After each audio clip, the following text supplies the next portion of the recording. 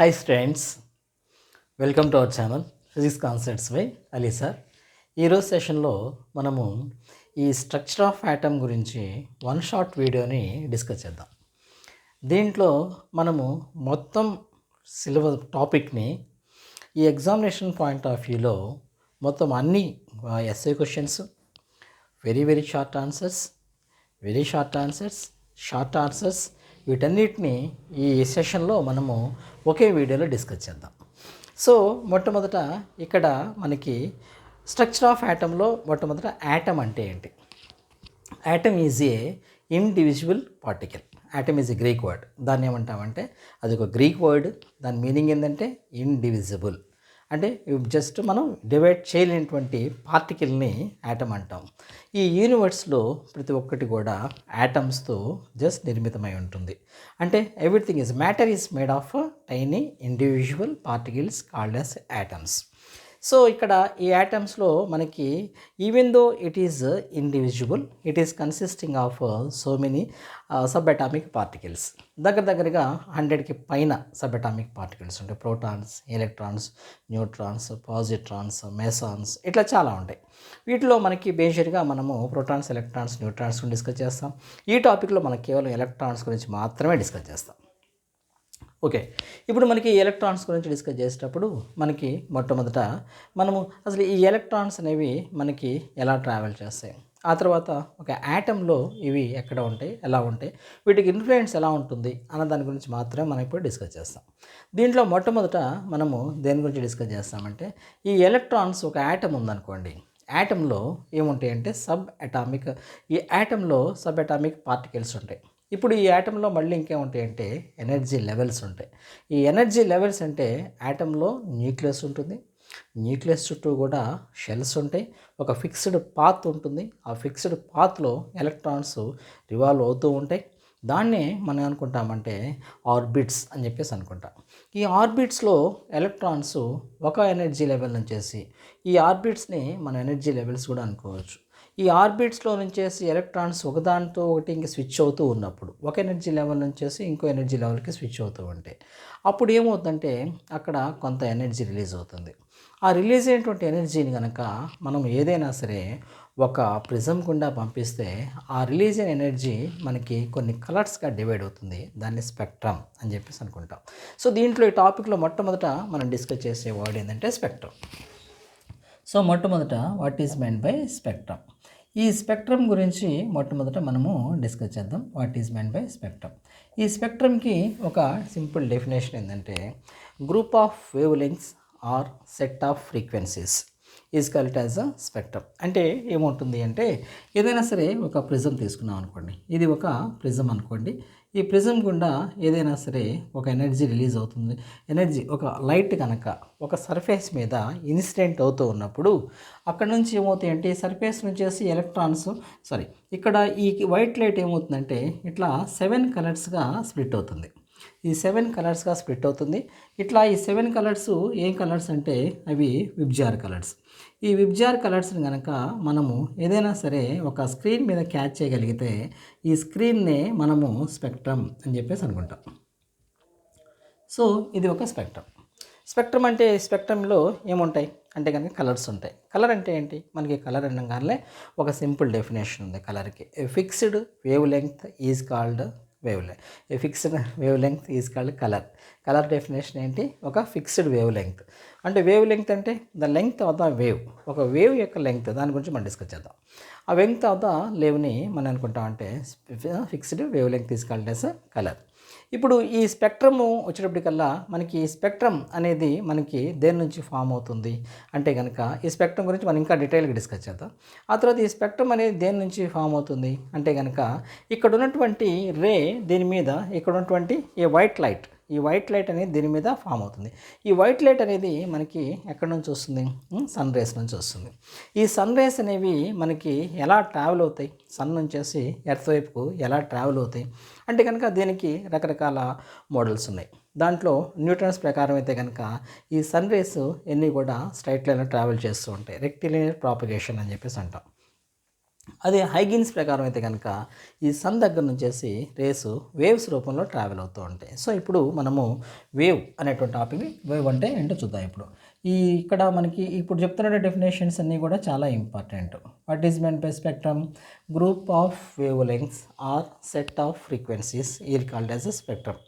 ఆ తర్వాత వేవ్ అంటే కనుక a disturbance created in a medium. ఏదైనా ఒక మీడియం అట్లా స్టిల్ మీడియం ఉందనుకోండి, కదలకుండా అన్డిస్టర్బ్డ్ మీడియం ఉంటే దాంట్లో కనుక ఒక డిస్టర్బెన్స్ని క్రియేట్ చేస్తే దాన్నే మనం వేవ్ అని చెప్పేసి అనుకుంటాం. ఈ వేవ్ అనేది బేసికల్గా ఎన్ని రకాలుగా ఉంటుందంటే 2 రకాలుగా ఉంటుంది. దాంట్లో మొట్టమొదటిది ఏంటంటే మెకానికల్ వేవ్, ఇంకోటేమో ఎలక్ట్రోమాగ్నెటిక్ వేవ్.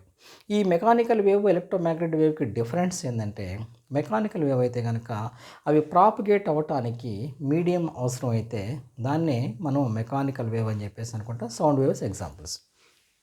అలా కాకుండా ఈ ప్రాపగేట్ అవటానికి, ప్రాపగేషన్ అంటే ఒక చోట నుంచి ఇంకో చోటకి ట్రావెల్ చేయడానికి, ఒక చోట నుంచి ఇంకో చోట ట్రావెల్ చేయడానికి మీడియం అవసరం లేకపోతే దాన్ని మనము ఎలక్ట్రోమాగ్నెటిక్ వేవ్ అని చెప్పేసి అనుకుంటాం. ఇప్పుడు ఆ ఎలక్ట్రోమాగ్నెటిక్ వేవ్ గురించి మనం ఇప్పుడు డిస్కస్ చేద్దాం. ఇప్పుడు ఎలక్ట్రోమాగ్నెటిక్ వేవ్లో వచ్చేటప్పటికల్లా దీన్ని ఎలక్ట్రోమాగ్నెటిక్ వేవ్ ఈ ఎగ్జామ్లో అడుగుతున్నారు. What is meant by electromagnetic wave? When oscillating electric field and oscillating magnetic field, once when they are traveling perpendicular to one, they forms electromagnetic wave. Electric field oscillate అవుతున్నటువంటి electric field అంటే అది కంటిన్యూస్గా కదులుతూ ఉంటుంది. కంటిన్యూస్గా move అవుతున్నటువంటి electric field, కంటిన్యూస్గా move అవుతున్నటువంటి మ్యాగ్నెటిక్ ఫీల్డ్ ఒకదాంతో ఒకటి పర్పెండిక్యులర్గా ట్రావెల్ చేస్తూ ఉంటే అప్పుడు ఏర్పడేటువంటి వేవ్ని మనము ఎలక్ట్రోమాగ్నెటిక్ వేవ్ అని చెప్పేసి అనుకుంటాం. ఈ ఎలక్ట్రోమాగ్నెటిక్ వేవ్ని మనము డ్రా చేయాలి. ఇది చాలా ఇంపార్టెంట్. మనం కనుక ఇట్లా ఎక్స్ యాక్సిస్ మీద ఆ తర్వాత వై యాక్సిస్ని తీసుకుంటే ఇక్కడ మనకి ఎలక్ట్రోమాగ్నెటిక్ వేవ్ ఇట్లా మనకి దీన్ని ఏమంటామంటే మనము ఇక్కడ ఇది ఎలక్ట్రిక్ ఫీల్డ్, ఆసిలేట్ అవుతున్నటువంటి ఎలక్ట్రిక్ ఫీల్డ్. ఇట్లా ఎలక్ట్రిక్ ఫీల్డ్ అనేది మనకి ఈ విధంగా ఉంటుంది. ఆ తర్వాత మరి ఇది కూడా ఎలక్ట్రిక్ ఫీల్డే. ఆ తర్వాత ఇవి మ్యాగ్నెటిక్ ఫీల్డ్ని మనము బీ బార్ అనే లెటర్తో ఎక్స్ప్రెస్ చేస్తాం. సో ఇక్కడ మనకి ఇదేమిటి బీ బార్. సో ఇక్కడ మనకి బీ బార్ అని చెప్పేసి మనం దీన్ని తీసుకుంటాం. ఇట్లా ఎలక్ట్రిక్ ఫీల్డ్ ఏమవుతుంది, ఇది కంటిన్యూస్గా ట్రావెల్ చేస్తూ ఉంటుంది. ఓకేనా, ఇట్లా మనకి కంటిన్యూస్గా ట్రావెల్ చేస్తూ ఉంటుంది. ఇట్లా మనకి ఈ ఎక్స్ యాక్సిస్ వైపుగా ఎలక్ట్రిక్ ఫీల్డ్ పైకి ట్రావెల్ చేస్తుంటుంది, మ్యాగ్నెటిక్ ఫీల్డ్ కిందకి ట్రావెల్ చేస్తుంది. ఈ రెండు కాంబినేషను ముందు వైపు ట్రావెల్ చేస్తుంటాయి. ఓకేనా, దాన్ని మనం ఎలక్ట్రోమాగ్నెటిక్ వేవ్ అని చెప్పేసి అనుకుంటాం.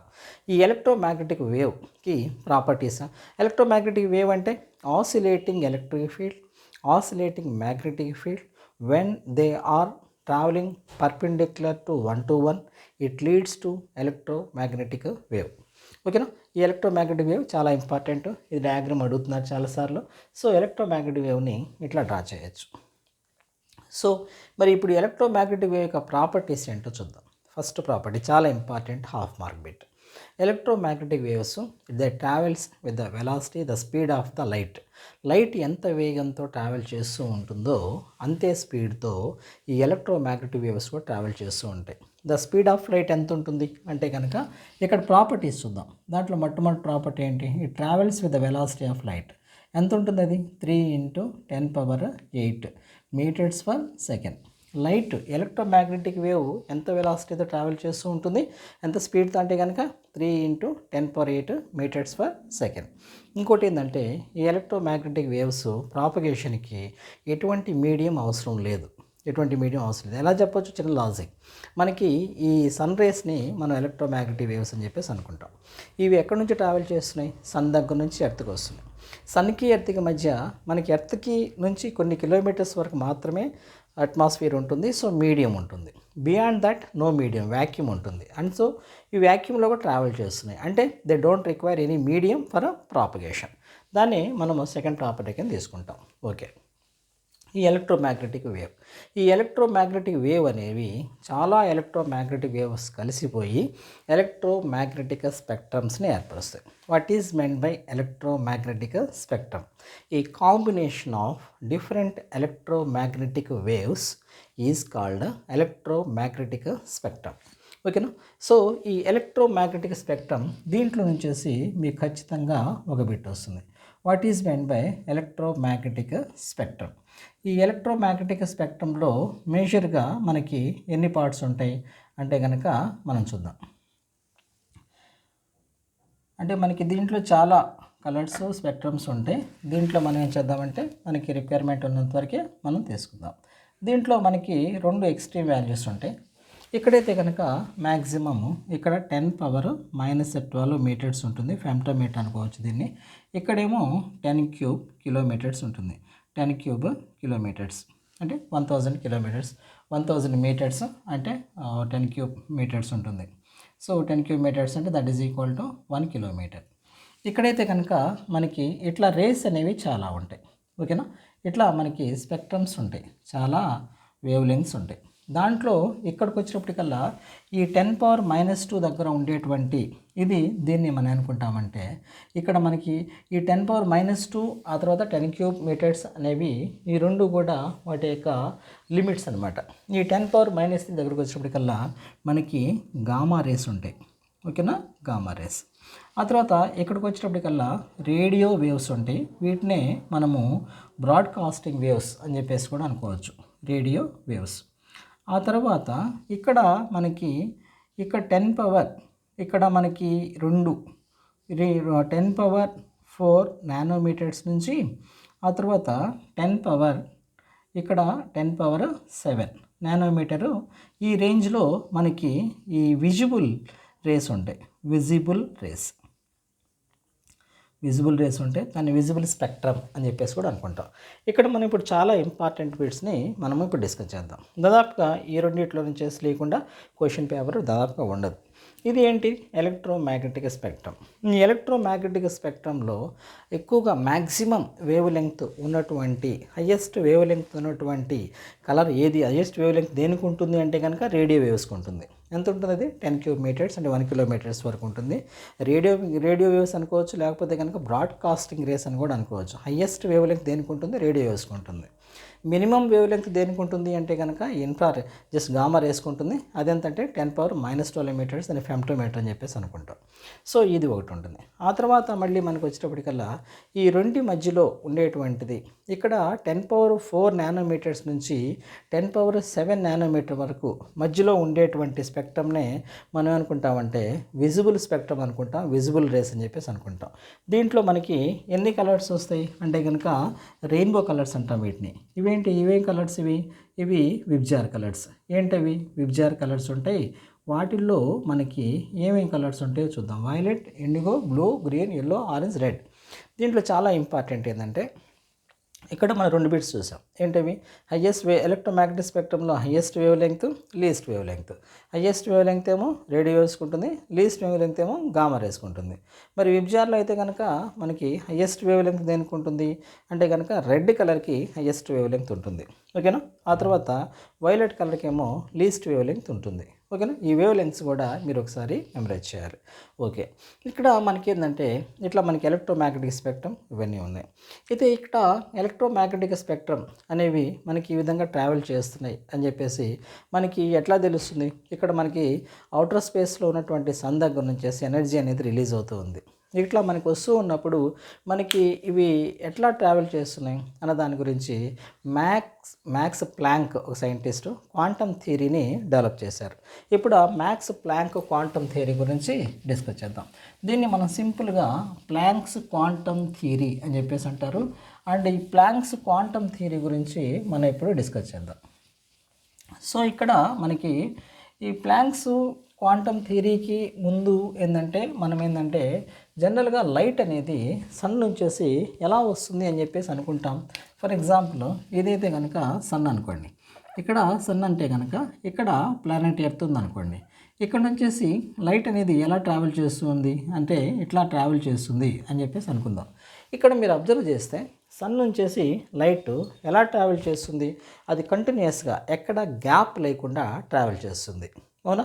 సో ఇట్లా మనకి ఎందుకని హైగెన్స్ థియరీ ప్రకారం లైట్ అనేది వేవ్స్ రూపంలో ట్రావెల్ చేస్తూ ఉంటుంది, ఏమీ గ్యాప్ లేకుండా. ఓకే, ఆ తర్వాత ఇక్కడ ఏంటంటే మనకి ఇక్కడ హైగెన్స్ ఇక్కడ వచ్చినప్పటికల్లా ప్లాంక్ ఏం చేశాడంటే దీన్ని బ్రేక్ చేశాడు.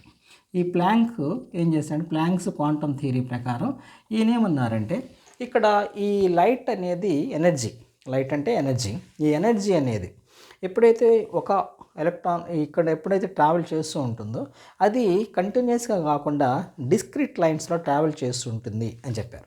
డిస్క్రిట్ లైన్స్ అంటే ఈయనేం చేశారంటే ఎనర్జీ అంతా కూడా ప్యాకెట్స్ రూపంలో ట్రావెల్ చేస్తుంది అని చెప్పారు. దాన్నే ఏమంటారంటే ఆ ప్యాకెట్ని దెన్ క్వాంటా లేకపోతే కనుక ఫోటాన్ అని చెప్పేసి అన్నారు. అంటే ఏం ప్రకారం ఏంటి, ఇక్కడ సన్ ఉంటే కనుక ఇక్కడ ఎర్త్ ఉంది, ఇక్కడ ఏమవుతుంది ఎనర్జీ అనేది ఇక్కడ నుంచేసి ఎనర్జీ ప్యాకెట్స్ రూపంలో ఇట్లా డిస్క్రిట్ అని చెప్పేసి అంటాం, ఇట్లా సెపరేట్గా ట్రావెల్ అవుతూ ఉంటాయి. ఇదేమో కంటిన్యూస్, ఇట్లా ట్రావెల్ చేయడానికి కంటిన్యూస్ అంటాం, ఇట్లా ట్రావెల్ చేయడం ఏమో డిస్క్రిట్ లాగా అనుకుంటాం. డిస్క్రిట్ అంటే there is a gap between one quantum to other quantum. ఇట్లా ప్యాకెట్స్ రూపంలో ఎనర్జీ ప్యాకెట్స్ అంటాం, వీటిని ఫోటాన్స్ అని చెప్పేసి అనుకుంటాం. ప్రోటాన్స్ కాదు, ఫోటాన్స్. ఎనర్జీ ప్యాకెట్స్ని ఫోటాన్స్ అని చెప్పేసి అనుకుంటాం. ఇట్లా ఎనర్జీ ప్యాకెట్స్ రూపంలో అది ట్రావెల్ చేస్తుంటుంది, ఫోటాన్స్ రూపంలో ట్రావెల్ చేస్తుంది అని చెప్పేసి ఈయన ప్లాంక్స్ క్వాంటమ్ చెప్పారనమాట. ఈయన ప్రకారం ఏంటంటే ఇక్కడ చాలా పాపులర్ స్టేట్మెంట్ ఇది. ఇక్కడ ఎనర్జీ కనుక రిలీజ్ అవుతున్నటువంటి లేకపోతే అబ్జార్బ్ అవుతున్నటువంటి ఎనర్జీ ఎప్పుడూ కూడా దేనికి ఇది కంటిన్యూస్గా ఉంటుంది అంటే డైరెక్ట్ ప్రాపోర్షన్ టు ద ఫ్రీక్వెన్సీ అని చెప్పారు ఆయన.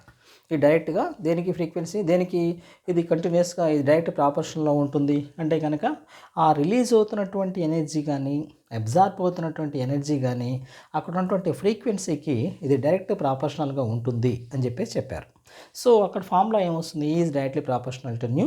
ఇక్కడ దీంతో పాటుగా ఈ ప్రపోర్షనాలిటీని తీసివేయడానికి ఇక్కడ ఏం చేశారంటే హెచ్ అనేటువంటి కాన్స్టెంట్ వాడారు. ఇక్కడ హెచ్ అంటే కనుక దీన్ని మనము ప్లాంక్స్ కాన్స్టెంట్ అని చెప్పేసి అనుకుంటాం.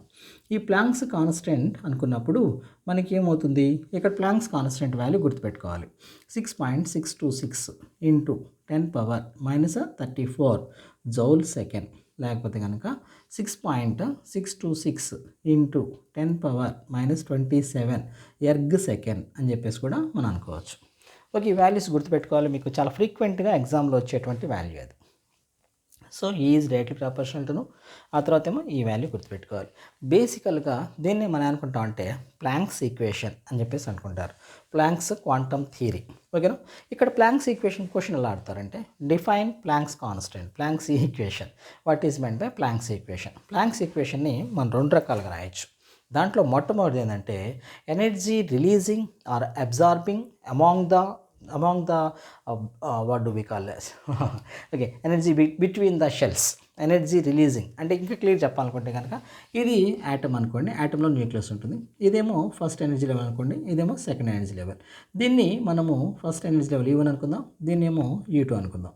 ఇక్కడ నుంచి ఎనర్జీ రిలీజ్ అవటం కానీ ఇక్కడ నుంచి ఎనర్జీ అబ్జార్బ్ అవటం, ఇక్కడ నుంచి ఎనర్జీ రిలీజ్ అవటం.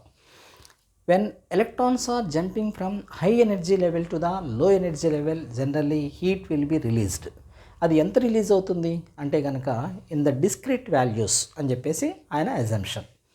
ఒక ఎనర్జీ లెవెల్ నుంచి ఇంకొక ఎనర్జీ లెవెల్కి ఎప్పుడైతే ఎలక్ట్రాన్స్ జంప్ అవుతూ ఉంటాయో అది either it can be an excited స్టేట్లో ఉన్నప్పుడు అవి ఎప్పుడైతే ఎనర్జీ వస్తుందో ఒక యాటమ్కి ఎనర్జీ వచ్చినప్పుడు దాంట్లో ఉన్నటువంటి ఎనర్జీ లెవెల్స్ ఉన్నటువంటి ఎగ్జైటెడ్ స్టేట్లో నుంచేసి ఎలక్ట్రాన్స్ హై ఎనర్జీ లెవెల్ నుంచేసి లో ఎనర్జీ లెవెల్కి జంప్ అవటం వల్ల కానీ లేకపోతే ఎలక్ట్రాన్స్ లో ఎనర్జీ లెవెల్ నుంచేసి హై ఎనర్జీ లెవెల్కి జంప్ అవటం వల్ల కానీ అక్కడ కొంత ఎనర్జీ రిలీజ్ అవుతుంది.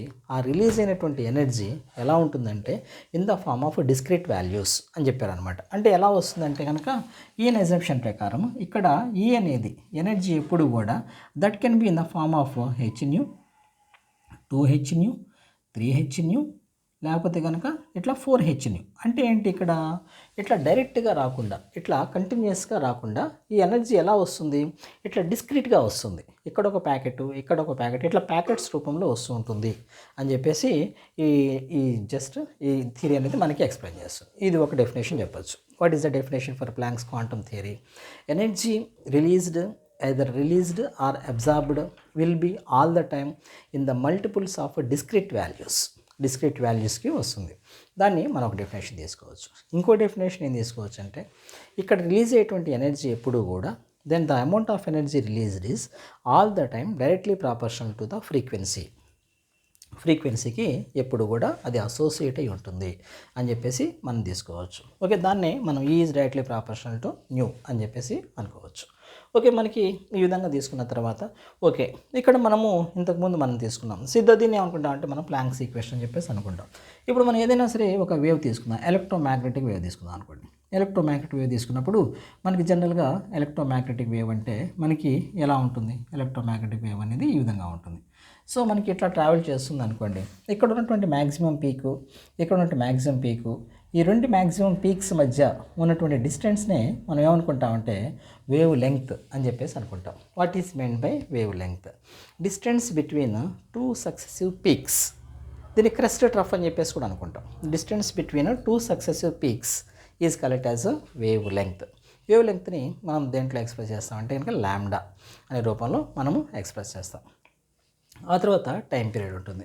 What is meant by time period? The frequency తీసుకుందాం. సో ఇక్కడ మనకు కొన్ని టర్మ్స్ నేర్చుకోవాలి. దాంట్లో మొట్టమొదటి టర్మ్ ఏంటి? దీంతో అసోసియేటెడ్ టర్మ్ అంటే కనుక wave length. So what is meant by wave length?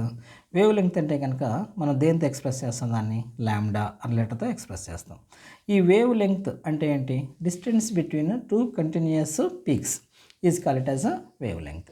ఆ తర్వాత ఇక్కడ చాలా ఇంపార్టెంట్ మనం ఇంకోటి తీసుకుందాం. ఆ తర్వాత దాన్ని మనము ఫ్రీక్వెన్సీ అని చెప్పేసి అనుకుందాం.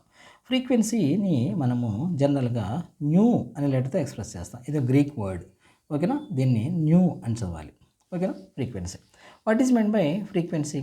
ఫ్రీక్వెన్సీ అంటే కనుక the total number of waves completed in 1 second. Number of waves completed in 1 second. Number of waves completed in 1 second is called as frequency. ఈ ఫ్రీక్వెన్సీని మనం జనరల్గా హెర్ట్జ్ అనేటువంటి యూనిట్స్లో ఎక్స్ప్రెస్ చేస్తాం. ఇక్కడ ఒక చిన్న రిలేషన్ తీసుకుందాం మనం. ఫ్రీక్వెన్సీకి వేవ్ లెంగ్త్కి మధ్య ఉన్న రిలేషన్ ఏంటి? ఫ్రీక్వెన్సీకి వేవ్ లెంగ్త్ రిలేషన్ ఏంటి అంటే కనుక ఇప్పుడు మనము ఒక చిన్న అనాలిసిస్ చేద్దాం. ఇక్కడ ఈ ఫ్రీక్వెన్సీకి వేవ్ లెంగ్త్కి మధ్య రిలేషను చాలా ఇంపార్టెంట్. ఈ టాపిక్లో నుంచేసి మీకు ఒకే ఒక న్యూమరికల్ వస్తుంది, దీని బేస్ మీదే వస్తుంది. ఇప్పుడు ఒక చిన్న అనాలిసిస్ ఏంటంటే ఈ ఫ్రీక్వెన్సీకి ఆ తర్వాత ఈ వేవ్ లెంగ్త్కి మధ్య రిలేషన్ మనం ఎలా తీసుకోవచ్చు అంటే ఇప్పుడు వేవ్ లెంగ్త్ ఉందనుకోండి. Wave length is directly frequency ఆ తర్వాత ఇన్వర్స్లీ ప్రాపోర్షనల్ టు ద ఫ్రీక్వెన్సీ. అంటే ఎలా వస్తుంది? ఇప్పుడు మనము ఒక 2 వేవ్స్ తీసుకుందాం. ఇక్కడ ఇది ఒక వేవ్, ఇది ఒక వేవ్ ఉందనుకోండి. ఆ తర్వాత మళ్ళీ ఇక్కడ మనకి ఇట్లా ఇంకొక వేవ్ ఉందనుకోండి. సో ఇక్కడ ఈ వేవ్కి ఈ పీక్కి మధ్య ఉన్న వేవ్ లెంగ్త్ ఎంత అవుతుంది? లాంబ్డా అవుతుంది. సో ఇక్కడ నుంచేసి ఇక్కడ దాకా వేవ్ వస్తే ఇక్కడ నుంచేసి ఇదేమో హాఫ్ వేవ్, అది ఇక్కడ దాకా వస్తే కనుక అప్పుడేమవుతుంది? 1 వేవ్ కంప్లీట్ అవుతుంది. ఇక్కడ వేవ్ ఈ 2 కంప్లీట్ అయ్యి ఒక వేవ్ వస్తుంది, ఓకేనా? సో ఇక్కడ మనం ఒక టైం సెట్ చేద్దాం. 1 సెకండ్లో ఇక్కడ నుంచేసి ఇక్కడ దాకా మళ్ళీ ఈ పీక్ నుంచేసి మనం ఇక్కడ దాకా తీసుకుందాం. ఈ 2 తీసుకుంటే ఇది మనకి ఒక వేవ్ కింద వస్తుంది. ఈ పీక్ అంటే ఒక వేవ్ వస్తుంది. అట్లా ఎన్ని వేవ్స్ వస్తాయి? 2 వేవ్స్ వస్తాయి 1 సెకండ్లో, ఓకే? అదే మళ్ళీ మనం ఇప్పుడు తీసుకుందాం. ఇక్కడ ఎంత వస్తుంది? ఇక్కడ మళ్ళీ ఒకే సెకండ్లో చూడండి. ఇక్కడ 1 సెకండ్లో దాదాపుగా 3 వేవ్స్ వచ్చినాయి. ఇక్కడ 1 సెకండ్లో ఎన్ని వేవ్స్ వచ్చినాయి? 2 వేవ్స్ వచ్చినాయి. ఇక్కడ ఎందుకని తక్కువ వేవ్స్ వచ్చినాయి అంటే కనుక వేవ్స్ అనేవి number of waves in 1 second is called as frequency. ఎప్పుడైతే వేవ్ లెంగ్త్ పెరుగుతుందో ఫ్రీక్వెన్సీ తగ్గుతుంది. నెంబర్ ఆఫ్ వేవ్స్ తగ్గిపోతున్నాయి కదా. ఫ్రీక్వెన్సీ వేవ్ లెంగ్త్ పెరిగితే కనుక అవి కంప్లీట్ అవుతున్నటువంటి వేవ్స్ నెంబర్ తగ్గిపోతుంది, అంటే ఫ్రీక్వెన్సీ తగ్గిపోతుంది. అందువల్ల దాన్ని బట్టి మనం ఏం చెప్పొచ్చు? ఇక్కడ చూడండి, వేవ్ లెంగ్త్ తక్కువగా ఉంది, అందువల్ల నెంబర్ ఆఫ్ వేవ్స్ అనేవి ఎక్కువగా ఉన్నాయి. అందువల్ల మన ఫ్రీక్వెన్సీకి వేవ్ లెంగ్త్కి మధ్య ఎటువంటి రిలేషన్ ఉంటుంది అంటే కనుక అది ఒక ఇన్వర్స్ ప్రాపోర్షనల్ ఉంటుంది, ఓకే? సో ఇక్కడ ఈ ఇన్వర్స్ ప్రాపోర్షనాలిటీని మనం తీసివేయాలంటే కనుక జనరల్గా ప్రాపోర్షనాలిటీ తీసివేయడానికి మనం కాన్స్టెంట్ వాడుకుంటాం. దాన్ని సి అనే కాన్స్టెంట్ రాసుకుందాం. సి ఇంటూ 1/న్యూ వస్తుంది. అప్పుడు అల్టిమేట్ సి అంటే ఏంటి? That is the speed of light. Speed of light అని చెప్పేసి రాసుకుంటాం. ద స్పీడ్ ఆఫ్ లైట్, దాని వాల్యూ మనకు తెలుసు కదా అంతకుముందు. సో ఇక్కడ లాంబ్డా ఈజ్ ఈక్వల్ టు సి/న్యూ అవుతుంది. అల్టిమేట్గా సి ఈజ్ ఈక్వల్ టు ఏమవుతుంది? న్యూ లాంబ్డా అని చెప్పేసి మనం తీసుకోవచ్చు. ఓకేనా? ఇది చాలా popular formula, C is equal to nu lambda అన్నది. ఓకేనా? అంటే అల్టిమేట్గా మనం ఏం ఫార్ములా తీసుకుంటాం? సి అంటే మనం ఏదైనా సరే ఒక పార్టికల్ యొక్క స్పీడ్ కనుక్కోవాలి అనుకుంటే కనుక అప్పుడు మనం ఏం చేస్తాం? C is equal to nu into lambda. Nu అంటే కనుక మనకి సి తెలుసు, న్యూ తెలియదు అనుకోండి, లాంబ్డా తెలిస్తే మనం ఏదైనా ఒక వాల్యూ సిని న్యూని కనుక్కోవచ్చు. C is equal to nu lambda. దీంట్లో సి అనేదేమో స్పీడ్ ఆఫ్ లైట్ అయినా వ్యాక్యూమ్, ఆ తర్వాత న్యూ అంటే కనుక ఫ్రీక్వెన్సీ, ఆ తర్వాత లాంబ్డా అంటే కనుక వేవ్ లెంగ్త్. ఈ విధంగా మనము ఈ వాల్యూని కూడా మనం కనుక్కోవచ్చు. ఓకే, మనం ఇప్పుడు మనకి ఈ విధంగా వేవ్స్ అనేవి ఆ తర్వాత లైట్ అనేది ట్రావెల్ చేస్తూ ఉంటుంది. ఇట్లా ట్రావెల్ చేస్తూ ఉన్నప్పుడు మనకి ఒక్కొక్కసారి ఏం చేస్తామంటే మనకి ఈ యాటమ్స్ కనుక బాగా ఎప్పుడైనా సరే మనకి ఏదైనా ఒక లైట్ మనము దీన్ని మన ఫ్లేమ్ టెస్ట్ అని చెప్పేసి అనుకుంటాం. మనము ఎప్పుడైనా సరే దీవాళీ ఫెస్టివల్లో చూసినప్పుడు మనకి రకరకాల సాల్ట్స్ మనకి రకరకాల కలర్స్ వేస్తాయి. ఇవి చాలా ఇంపార్టెంట్. దీన్ని ఫ్లేమ్ టెస్ట్ అని చెప్పేసి అనుకుంటాం. దాంట్లో మొట్టమొదట మనం ఏం చేద్దామంటే ఏదైనా సరే కాపర్ క్లోరైడ్ తీసుకుందాం. కాపర్ క్లోరైడ్ కనుక మనం హీట్ చేస్తే అదే కలర్ వస్తుంది అంటే కనుక గ్రీన్ కలర్ వస్తుంది. చాలా ఇంపార్టెంట్ ఇది. కాపర్ క్లోరైడ్ ఏ కలర్ ఇస్తుంది? Green colour. కాపర్ క్లోరైడ్ తీసుకుని మనం హీట్ చేస్తే అదే కలర్ వస్తుంది, గ్రీన్ కలర్ వస్తుంది. ఆ తర్వాత మళ్ళీ స్ట్రాన్షియం క్లోరైడ్ తీసుకుందాం. స్ట్రాన్షియం క్లోరైడ్ తీసుకుంటే అక్కడ మనకేమొస్తుంది? క్రిమ్సన్ రెడ్ అని చెప్పేసి ఆ కలర్ వస్తుంది, క్రిమ్సన్ రెడ్. ఆ తర్వాత సోడియం వేపర్ ల్యాంప్స్, ఇవి జనరల్గా ఎల్లో కలర్లో ఉంటాయి. ఒక్కొక్కసారి మీకు ఆరెంజ్ అని కూడా ఇస్తుంటారు. సో దాన్ని కూడా మీరు కన్సిడర్ చేయొచ్చు. ఈ 3 కలర్స్ చాలా ఇంపార్టెంట్ ఫ్లేమ్ టెస్ట్లో మీకు రకరకాల కలర్స్ తీసుకున్నప్పుడు మనకి ఏ కలర్స్ వస్తాయి? కాపర్ క్లోరైడ్ తీసుకుంటే కనుక అదే కలర్ వస్తుంది. కాపర్ క్లోరైడ్ కనుక మనము బర్న్ చేస్తే అది గ్రీన్ కలర్ వస్తుంది. అదే స్ట్రాన్షియం క్లోరైడ్ కనుక బర్న్ చేస్తే అదే కలర్ వస్తుంది, క్రిమ్సన్ రెడ్ వస్తుంది. అదే కనుక మనము sodium vapour lamps, street lamps చూస్తాం, అది కనుక మనం చూస్తే అది బేసికల్గా ఎల్లో కలర్ వస్తుంది, ఒక్కొక్కసారి ఆరెంజ్ కలర్ వస్తుంది. దాన్ని కూడా మనం తీసుకోవచ్చు. ఓకే, ఈ విధంగా మనకి ఈ కలర్స్ అనేవి ఈ విధంగా ఉంటాయి. ఈ విధంగా కలర్స్ ఉన్న తర్వాత మనకి ఇక్కడ ఈ కలర్స్ గురించి, వీటి గురించి, స్పెక్ట్రమ్ గురించి మనకి క్లియర్గా ఎక్స్ప్లెయిన్ చేయడానికి మనకి ఫస్ట్ ఒక మోడల్ ఉంది. దాన్నే మనము బోర్స్ మోడల్ అని చెప్పేసి అనుకుంటాం. ఇప్పుడు మనము చాలా ఇంపార్టెంట్ ఎస్ఏ క్వశ్చన్ గురించి మనం ఇప్పుడు డిస్కస్ చేద్దాం. What is the important postulates of Bohr అని చెప్పేసి అడుగుతారు. What are the important postulates of Bohr గురించిన ఇంపార్టెంట్ పోస్టులేట్స్ ఏమొస్తాయి అన్నది క్వశ్చన్. సో మొట్టమొదటి ఏం చేయాలి? ఈ బోర్ గురించి మనం డిస్కస్ చేసేటప్పుడు so first of all postulates of Bohr అని చెప్పేసి రాసుకోవాల్సి ఉంటుంది. సో పోస్టులేట్స్ ఆఫ్ బోర్, దీంట్లో ఇది చాలా ఇంపార్టెంట్ క్వశ్చన్. దీంట్లో ఏం చేస్తారంటే 2 క్వశ్చన్స్ అడుగుతారు. బోర్, పోస్టులేట్స్ ఆఫ్ బోర్, ఆ తర్వాత డిఫిట్స్ ఆఫ్ బోర్, ఈ 2 అడుగుతారు. సో మొట్టమొదట బోర్ పోస్టులేట్స్ ఏంటంటే ఇప్పుడు అకార్డింగ్ టు ద బోర్ మొత్తం యాటమ్ ఉంటే కనుక యాటంలో ద సెంటర్లో న్యూక్లియస్ ఉంటుంది. ఆ న్యూక్లియస్ చుట్టూ కూడా ఎలక్ట్రాన్స్ ఒక సర్క్యులర్ పాత్లో రివాల్వ్ అవుతూ ఉంటాయి. దాన్ని మనము ఇక్కడ పోస్టులేట్స్, బోర్ యొక్క ఫస్ట్ ఇంపార్టెంట్ పోస్టులేట్ అది. ఇది న్యూక్లియస్ అనుకుందాం. ఇక్కడేమో ఇట్లా ఫస్ట్ షెల్ ఉంటుంది, దాన్ని ఫస్ట్ ఎనర్జీ లెవెల్ అని చెప్పేసి కూడా అనుకోవచ్చు. ఇదేమో సెకండ్ ఎనర్జీ లెవెల్ అని చెప్పేసి అనుకోవచ్చు. ఇట్లా మనకి ఇదేమో థర్డ్ ఎనర్జీ లెవెల్ అని చెప్పేసి అనుకుందాం. దీన్ని ఫస్ట్ పోస్టులేట్ కింద తీసుకోండి. What is the first postulate? The electrons are revolving around the nucleus in a circular path. ఓకేనా? ఈ సర్క్యులర్ పాత్కి పేరు ఏంటంటే orbit or shell or energy level, ఏమైనా అనొచ్చు. ఆర్బిట్ అనొచ్చు, షెల్ అనొచ్చు, ఎనర్జీ లెవెల్ కూడా అనొచ్చు. వాటికి ఫస్ట్ న్యూక్లియస్ నుంచి కౌంట్ చేస్తాం. న్యూక్లియస్కి దగ్గరగా ఉన్నదానేమో ఫస్ట్ ఎనర్జీ లెవెల్ అని చెప్పేసి అనుకుంటాం. సో అక్కడ నుంచి కౌంట్ వస్తుంది. E1 అంటే ఎనర్జీ లెవెల్లో first letter, E1, E2, E3 ఆ విధంగా తీసుకుంటాం. ఆ విధంగా తీసుకున్న తర్వాత ఫస్ట్ పాయింట్. ఆ తర్వాత ఎప్పుడైతే సెకండ్ పాయింట్ ఏమొస్తుందంటే ఎలక్ట్రాన్స్ ఈ ఎనర్జీ లెవెల్స్లో జస్ట్ మూవ్ అవుతున్నంతసేపు కూడా అవి ఎనర్జీని లూజ్ చేయటం కానీ గెయిన్ చేయటం కానీ జరగవు. ఓకేనా? ఎలక్ట్రాన్స్ అవి కాన్స్టెంట్గా ఉంటాయి. అందువల్ల వీటిని ఏమంటారంటే స్టేషనరీ షెల్స్ అని చెప్పేసి అంటారు. As far as the electrons are revolving in this fixed path there will be no question of losing or gaining energy. So this is what we are calling as stationary shells or standing shells అని చెప్పేసి మనం అనుకోవచ్చు. ఇక్కడ next ఎప్పుడైతే second point తీసుకోవాలి, ఎప్పుడైతే electrons కనుక కొంత ఎనర్జీని అబ్జార్బ్ చేసుకుంటే యాటమ్ కనుక ఎనర్జీని అబ్జార్బ్ చేసుకుంటుందో అప్పుడు ఎలక్ట్రాన్స్ ఏం చేస్తాయంటే ఎగ్జైటెడ్ స్టేట్లోకి వెళ్తాయి. అప్పుడు ఎగ్జైటెడ్ స్టేట్లోకి వెళ్ళినప్పుడు ఏమవుతాయి, ఎలక్ట్రాన్స్ ఒక హై ఎనర్జీ లెవెల్ నుంచి లో ఎనర్జీ లెవెల్కి రిలీజ్ అవుతాయి, అవి జంప్ అవుతాయి. సో ఎనర్జీ కనుక ఇక్కడ బాగా ఎనర్జీ ఎక్కువగా అబ్జార్బ్ అయింది అనుకోండి, అప్పుడు ఏమవుతుంది, ఎలక్ట్రాన్స్ అనేవి E2 - E1 high energy level నుంచి లో ఎనర్జీ లెవెల్కి ఇట్లా మనకి రిలీజ్ అవుతాయి. అవి ఎలక్ట్రాన్స్ అనేవి ఇట్లా జంప్ అవుతాయి. అట్లా జంప్ అయినప్పుడు ఏమవుతుంది, ఎనర్జీ రిలీజ్ అవుతుంది. సో ఎంత ఫామ్లో రిలీజ్ అవుతుంది, hν అనేటువంటి ఫామ్లో రిలీజ్ అవుతుంది. ఒకవేళ ఎలక్ట్రాన్స్ కనుక లో ఎనర్జీ లెవెల్ నుంచి హై ఎనర్జీ లెవెల్కి జంప్ అయితే అప్పుడు మనకి ఏమవుతుంది అంటే కనుక, ఒకవేళ ఎలక్ట్రాన్స్ ఇక్కడ నుంచి E2, ఒకవేళ ఇక్కడ నుంచి ఇక్కడికి వస్తే కనుక ఇక్కడ E2 - E1, ఒకవేళ E2 - E1 అయితే కనుక ఎలక్ట్రాన్ E2 - E1 ఆర్ అంతే. ఆ తర్వాత ఒకవేళ ఇక్కడ నుంచి ఇక్కడికి వస్తే కనుక ఇక్కడ ఏమవుతుంది E1, ఇక్కడేమో E2. సో అప్పుడేమవుతుంది E2 - E1 - E2 అవుతుంది. అప్పుడేమవుతుంది, అప్పుడు కూడా hν అవుతుంది, కాదు ఇక్కడేమో ఎనర్జీ రిలీజ్ అవుతుంది, ఆ తర్వాత ఇక్కడేమో ఎనర్జీ అనేది అబ్జార్బ్ అవుతుంది. సో ఈ విధంగా మనకి ఎనర్జీ అనేది రిలీజ్ అవుతూ ఉంటుంది అని చెప్పేసి మెయిన్ పాస్టులేట్.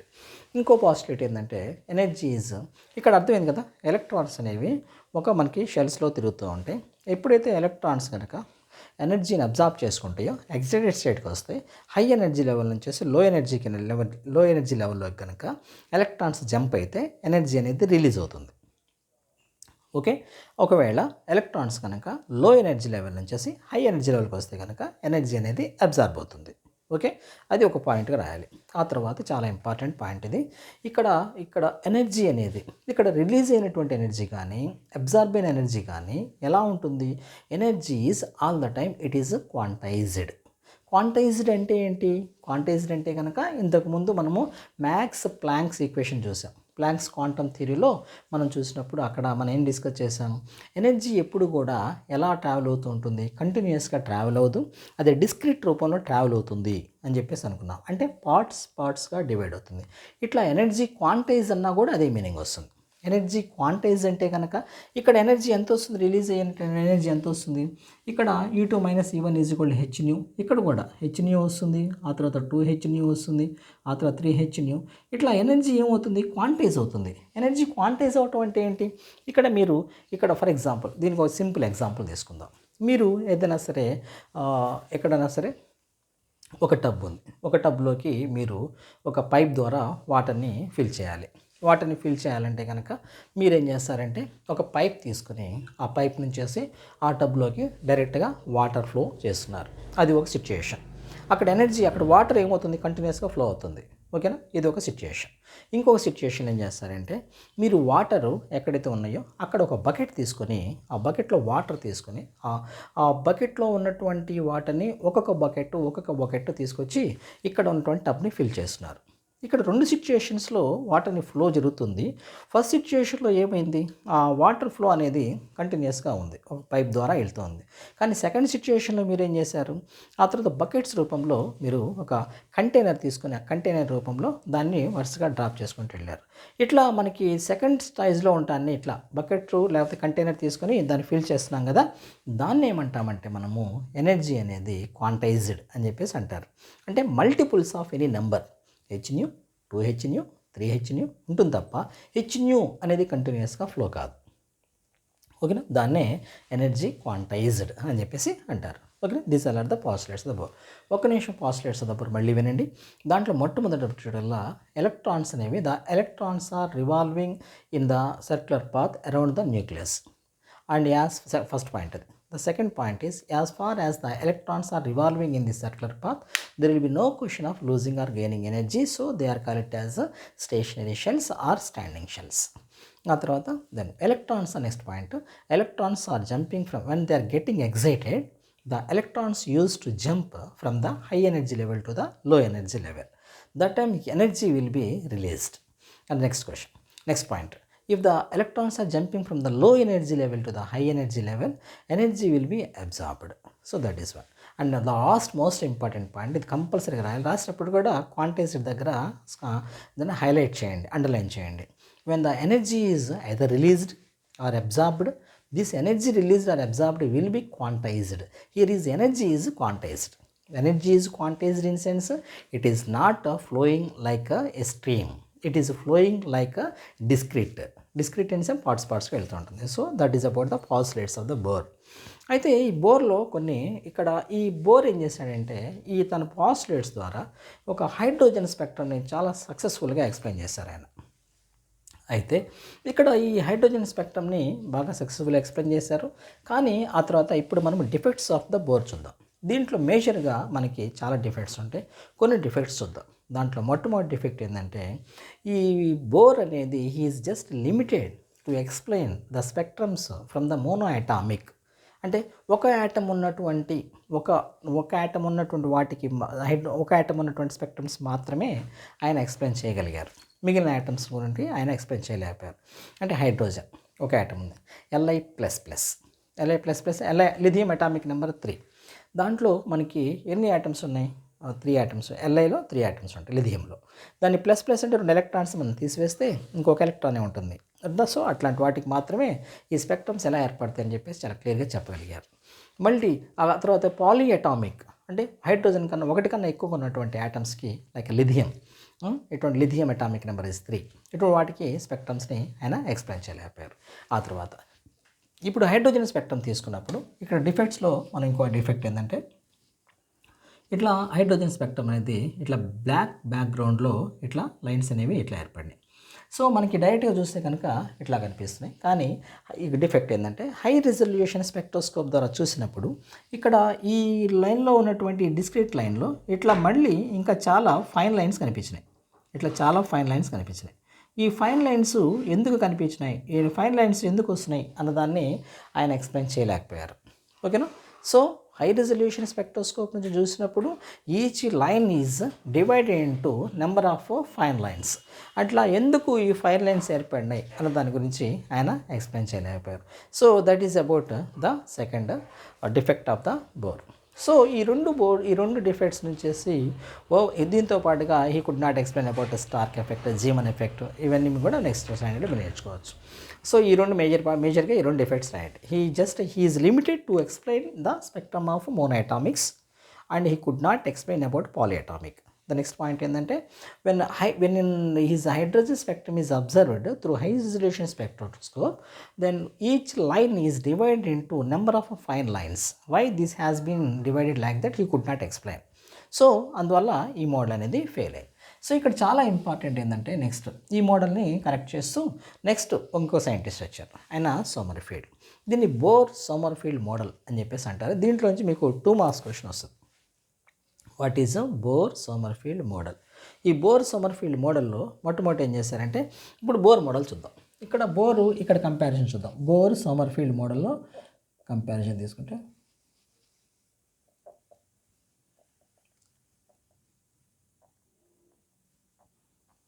ఇక్కడ బోర్ మోడల్లో అయితే కనుక ఇది న్యూక్లియస్ ఉంటుంది. ఆ తర్వాత ఇట్లా ఎలక్ట్రాన్స్ అన్నీ కూడా ఇట్లా సర్క్యులర్ పాత్లో ఇవి తిరుగుతూ ఉంటాయి. ఓకేనా? సో వీటిని ఏమన్నా మనం వీటి యొక్క ఎనర్జీ లెవెల్స్ అని చెప్పేసి అనుకున్నాం. సో ఇక్కడ ఎనర్జీ లెవెల్స్ ఉంటాయి. ఆ తర్వాత ఏమో మళ్ళీ ఇక్కడ ఈ విధంగా ఎనర్జీ లెవెల్స్ అనేవి ఈ విధంగా ఉంటాయి. సో ఇక్కడ సోమర్ఫీల్డ్ ప్రకారం కనుక ఏమవుతుంది, బోర్ ప్రకారం ఏంటి, అన్ని ఎలక్ట్రాన్స్ కూడా సర్క్యులర్ పాత్రలో తిరుగుతున్నాయి. కానీ సోమర్ఫీల్డ్ ప్రకారం ఏంటంటే మొట్టమొదటి ఎనర్జీ లెవెల్ మాత్రమే ఇట్లా ఎలక్ట్రాన్స్ అనేవి సర్క్యులర్ పాత్రలో తిరుగుతూ ఉంటాయి. సెకండ్ దగ్గర నుంచి వచ్చేటప్పటికల్లా ఇక్కడ నుంచి వచ్చేటప్పటికల్లా ఎలక్ట్రాన్స్ ఇట్లా సర్క్యులర్ పాత్రలో తిరగకుండా అవి ఎలిప్టికల్ పాత్రలో తిరుగుతూ ఉంటాయి. ఇంకోటి తీసుకుంటే కనుక నెక్స్ట్ ఏమవుతుంది అంటే కనుక నెక్స్ట్ది కూడా ఇంకా ఎలక్ట్రికల్ పాత్రలో తిరుగుతూ ఉంటుంది. మీరేం అబ్జర్వ్ చేశారు, ఇక్కడ బోర్కి ఇక్కడ ఏదైతే ఫస్ట్ షెల్ ఉందో ఈ ఫస్ట్ షెల్, ఈ బోర్ ఫస్ట్ షెల్, బోరు ఆ తర్వాత మనం కంపేర్ చేద్దాం. బోరు ఆ తర్వాత సోమర్ఫీల్డ్. ఈ రెండు తీసుకున్నప్పుడు బోర్ సమ్మర్ఫీల్డ్లో ఫస్ట్ ఎనర్జీ లెవెల్ ఏముంది? ఫస్ట్ ఎనర్జీ లెవెల్ తీసుకుంటే n is equal to 1 first energy level. ఇక్కడ n ఈజ్ ఈక్వల్ టు 1 అని చెప్పేసి మనం అనుకుందాం. ఓకేనా? సో ఇక్కడ మనకి దీంట్లో బోర్లో సమ్మర్ఫీల్డ్లో ఫస్ట్ ఎనర్జీ లెవెల్స్ ఈక్వల్గా ఉన్నాయి. సో మన బోర్లో సెకండ్ ఎనర్జీ లెవెల్ కూడా సర్క్యులర్ పాత్రలో తిరుగుతూ ఉంది. ఇక్కడ కూడా సర్క్యులర్ పాత్రలో తిరుగుతూ ఉంది. కానీ సోమర్ఫీల్డ్ దగ్గరికి వచ్చేటప్పటికల్లా n ఈజ్ ఈక్వల్ టు, మనం ఇక్కడ దీన్ని యాక్చువల్గా 2 దాన్ని మనం అనుకోవాలంటే మనము n అని చెప్పేసి n ఈజ్ ఈక్వల్ టు 1 అని చెప్పేసి అనుకోవాలి. ఎందుకంటే ఇక్కడ నుంచేసి ఎలిప్టికల్ పాత్లో అది తిరుగుతుంది అనమాట. ఎలిప్టికల్ పాత్లో అంటే బోర్ సెకండ్ షెల్ సర్క్యులర్ పాత్రలో ఉంది, కానీ సోమర్ఫీల్డ్లో సెకండ్ షెల్ మాత్రం సర్క్యులర్ పాత్లో ఉంది. అంటే Bohr second shell is equal to Sommerfeld first shell. ఎందుకని? ఎక్కడి నుంచి అయితే ఎలిప్టికల్ పాత్తో అది మూవ్ అవుతూ ఉంటుందో అక్కడి నుంచి మనం సోమర్ఫీల్డ్ పాత్ తీసుకుంటాం, సోమర్ఫీల్డ్ మోడల్ తీసుకుంటాం. సోమర్ఫీల్డ్ మోడల్లో ఎన్నో పాత్రల నుంచేసి ఎలక్ట్రాన్స్ సర్క్యులర్ పాత్రలో తిరుగుతూ ఉన్నాయి, ఎలిప్టికల్ పాత్రలో తిరుగుతూ ఉన్నాయి సెకండ్ షెల్ నుంచి, అవునా, సెకండ్ ఎనర్జీ లెవెల్ నుంచి. అందువల్ల Bohr second orbit is equal to Sommerfeld's first orbit. ఆ తర్వాత బోర్ కనుక n ఈజ్ ఈక్వల్ టు 3 అయితే కనుక అది సర్క్యులర్ పాత్రలో తిరుగుతుంది. కానీ ఇక్కడ n ఈజ్ ఈక్వల్ టు ఏమవుతుంది? 2 అవుతుంది. సో బోర్ అనేది దేని కరెక్ట్, సోమర్ఫీల్డ్ దేని కరెక్ట్ చేశాడు? Sommerfeld has corrected the Bohr's second shell onwards. So ఇప్పుడు ఈ విధంగా ఉంటుంది. సో ఇక్కడ నుంచి మైనస్ తీసుకుంటుంటే సరిపోతుంది. బోర్ అనేది ఉందనుకోండి, for example bore 4th orbit అన్నారు. సోమర్ఫీల్డ్ ఎంత అవుతుంది అంటే 4 - 1 థర్డ్ ఆర్బిట్ అవుతుంది. ఓకేనా? సో ఈ విధంగా బోర్ n అంటే కనుక సోమర్ఫీల్డ్ n - 1 అవుతుంది. ఓకే, సో మనం ఈ విధంగా మనం తీసుకోవచ్చు.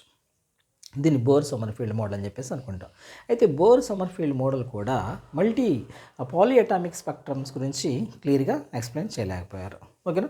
సో ఆ తర్వాత మళ్ళీ ఇట్లా ఎలక్ట్రాన్స్ అనేవి ఇట్లా సర్క్యులర్ పాత్రలో తిరుగుతూ ఉన్నాయి కదా, తిరుగుతూ ఉన్నప్పుడు వాటికి కరెక్ట్గా ఎటువంటి స్పీడ్ ఉంటుంది, ఆ తర్వాత అవి లొకేషన్ ఏంటి, వాటిని మనం ఎలా కనుక్కుంటాం అన్న దాని గురించి మనం ఎగ్జాక్ట్గా మనము ఏదైనా ఒక ఎలక్ట్రాన్ కనుక న్యూక్లియస్ చుట్టూ కూడా అది స్టేబుల్గా ఉంటుందా లేకపోతే కంటిన్యూస్గా తిరుగుతూ ఉంటుందా అంటే కనుక అది కంటిన్యూస్గా తిరుగుతూ ఉంటుంది. మరి యాక్చువల్గా యాటమ్ అనేదే చాలా individual particle, tiny individual particle. It's very tiny which our I cannot catch and even high resolution microscopes able to catch. దాంట్లో మళ్ళీ ఎలక్ట్రాన్ అంటే it is not that much easy to find out the position of an electron. అందువల్ల ఇటువంటి వాటి గురించి మనం ఇంకా explain చేయడానికి మనం ఒక న్యూ వర్డ్ని తీసుకుంటాం, దాన్ని ఆర్బిటాల్ అని చెప్పేసి అనుకుంటాం. సో ఈ ఆర్బిటాల్ గురించి then quantum mechanical model is given by Erwin Schrodinger అనే సైంటిస్ట్. మీరు కన్ఫ్యూజ్ కాకూడదు. Planck's quantum theory quantum mechanical theory is given by Schrödinger. Okay, no? Quantum theory E is equal to h nu. Schrödinger quantum mechanical theory. Okay, no? Planck's quantum theory. ఇదేమో mechanical quantum theory. So దీంట్లో నుంచి మనకి ఏమవుతుందంటే orbital గురించి మనకి explain చేస్తారు. Okay, ఇక్కడ planks quantum theory అయితే కనుక ఇక్కడ E is equal to h nu వస్తుంది. ఇక్కడ దీంట్లో వచ్చేటప్పటికల్లా ఈ ష్రోడింగర్ దేని గురించి చెప్తుంటా అంటే కనుక then mechanical model of an atom. యాటంలో ఉండేటువంటి ఈ ఎలక్ట్రాన్స్ ఎటువంటి మోషన్లో ఉంటాయి, వాటి షేప్ ఏంటి అన్న దాని గురించి quantum mechanical model of an atom is given by Schrodinger. ఈ ష్రోడింగర్ ఏం చేస్తాడంటే ఒక వర్డ్ జస్ట్ ఈ introduce a word that is orbital. ఇక్కడ ఏం చేశారు, ఈ ఎలక్ట్రాన్స్ అనేవి మనం ఎగ్జాక్ట్గా వాటి యొక్క పొజిషన్ని, ఆ లొకేషన్ని మనము ఫైండ్ చేయలేం కాబట్టి మనము వాటిని ఇమాజిన్ చేయొచ్చు ఎక్కడ ఉన్నాయో. దాన్ని మనం ఆర్బిటాల్ అని చెప్పేసి అనుకుంటారు. ఓకేనా? ఇక్కడ మనకి ఈ 2 బిట్స్ మీరు గుర్తుపెట్టుకోవాలి. దాంట్లో మొట్టమొదటిదేమో Planck's equation, Planck's quantum theory E is equal to h nu. ఆ తర్వాత mechanical model of an atom is given by Erwin Schrodinger, introduced orbital word. ఇప్పుడు మనం ఆర్బిటాల్ గురించి డిస్కస్ చేద్దాం. అసలు ఈ ఆర్బిటాల్ అంటే ఏంటి? ఇది ఒక చాలా ఇంపార్టెంట్ డెఫినేషన్. ఆర్బిటాల్ అంటే కనుక మనం ఎలక్ట్రాన్ ఉంది, ఈ యాటమ్ ఉంది, యాటంలో న్యూక్లియస్ ఉంది, న్యూక్లియస్ చుట్టూ కూడా కొంచెం స్పేస్ ఉంటుంది. ఆ స్పేస్లో ఈ ఎలక్ట్రాన్స్ అనేవి మూవ్ అవుతూ ఉంటాయి. అయితే ఎలక్ట్రాన్స్ మూవ్ అవుతున్నటువంటి ప్లేస్ని మనం ప్రాబబిలిటీగా తీసుకుంటాం. ఎగ్జాక్ట్గా ఇక్కడే మూవ్ అవుతాయి అని మనం చెప్పలేం. సో దాన్నే మనం ప్రాబబిలిటీ అని చెప్పేసి అనుకుంటాం. ఇప్పుడు మనం డెఫినేషన్ చూద్దాం. ఆర్బిటాల్ డెఫినేషన్ చాలా important. The place or region around the nucleus where finding the probability of electrons is maximum, that is we are calling as orbital. అంటే న్యూక్లియస్ యాటమ్ ఉంది, యాటంలో న్యూక్లియస్ ఉంది, న్యూక్లియస్ చుట్టూ కూడా కొంత స్పేస్ ఉంటుంది. ఆ స్పేస్లో ఎలక్ట్రాన్స్ ప్రాబబిలిటీ, ఎలక్ట్రాన్స్ తిరగటానికి అవకాశం ఎక్కువ ఉన్న ప్లేస్ని మనం అనుకుంటాం అంటే ఆర్బిటాల్ అని చెప్పేసి అనుకుంటాం. వీటి గురించి మనం ఇంకా క్లియర్గా ఎక్స్ప్లెయిన్ చేయడం కోసం మనం ఏం చేస్తామంటే క్వాంటమ్ నెంబర్స్ గురించి డిస్కస్ చేస్తాం. ఓకేనా. క్వాంటమ్ నెంబర్స్ అంటే ఏంటి, క్వాంటమ్ నెంబర్స్ దేని గురించి డిస్కస్ చేస్తాయి అంటే కనుక మేజర్గా ఈ క్వాంటమ్ నెంబర్ అనేది ఈ ఎలక్ట్రాన్స్ యొక్క పొజిషన్ని, ఆ తర్వాత ఎలక్ట్రాన్ యొక్క లొకేషన్ని తెలుసుకోవడం కోసం మనము ఉపయోగిస్తూ ఉంటాం. ఇన్ బ్రీఫ్గా చెప్పాలంటే కనుక ఎలక్ట్రాన్స్ యొక్క ఆర్బిటాల్లో ఎలక్ట్రాన్స్ యొక్క ఐడెంటిటీని తెలుసుకోవడం కోసం మనము ఈ క్వాంటమ్ నెంబర్స్ని మనము డిస్కస్ చేద్దాం. ఓకేనా. ఇక్కడ సో క్వశ్చన్ ఒకసారి అడుగుతారు, what is meant by quantum number, what is the use of the quantum numbers. Quantum numbers are mainly using to find the position of electrons around the nucleus. Electrons పొజిషన్ని nucleus చుట్టూ అవి లొకేషన్లో ఎక్కడున్నాయో తెలుసుకోవడం కోసం. ఆ తర్వాత ఇంకా మనము ఈ ఎలక్ట్రాన్స్ యొక్క మొత్తం అన్ని ప్రాపర్టీస్ గురించి డిస్కస్ చేయడం కోసం వాటి యొక్క పొజిషన్ని, ఆ తర్వాత ఎనర్జీని, అటు ఏ ఓరియంటేషన్ని, ఇవన్నీ తెలుసుకోవడం కోసం మనము ఈ క్వాంటమ్ నెంబర్స్ని వాడుకుంటాం. సో ఈ క్వాంటమ్ నెంబర్స్ మనకి 4 క్వాంటమ్ నెంబర్స్. మొట్టమొదట 3 క్వాంటమ్ నెంబర్స్ ఉంటాయి. ఆ తర్వాత మనకి సోడియం వేపర్ ల్యాంప్లో చూసినప్పుడు మనకి ఏంటంటే ఆ లైట్ అనేది మనకి 2 వేస్ లాగా కనిపిస్తూ ఉంటుంది. దాన్ని ఎక్స్ప్లెయిన్ చేయడం కోసం 4th క్వాంటమ్ నెంబర్ కూడా తీసుకుంటాం. మనం ఈ 4 క్వాంటమ్ నెంబర్స్ని మనము టేబుల్ ఫామ్లో డిస్కస్ చేద్దాం, అప్పుడు మీకు ఈజీగా ఉంటుంది. ఓకేనా. సో ఇక్కడ మనం దేని గురించి డిస్కస్ చేయబోతున్నాం ఇప్పుడంటే కనుక quantum numbers. Quantum numbers, one of the very important 4 marks question. So ikkada manamu first of all principal quantum number, excuse me,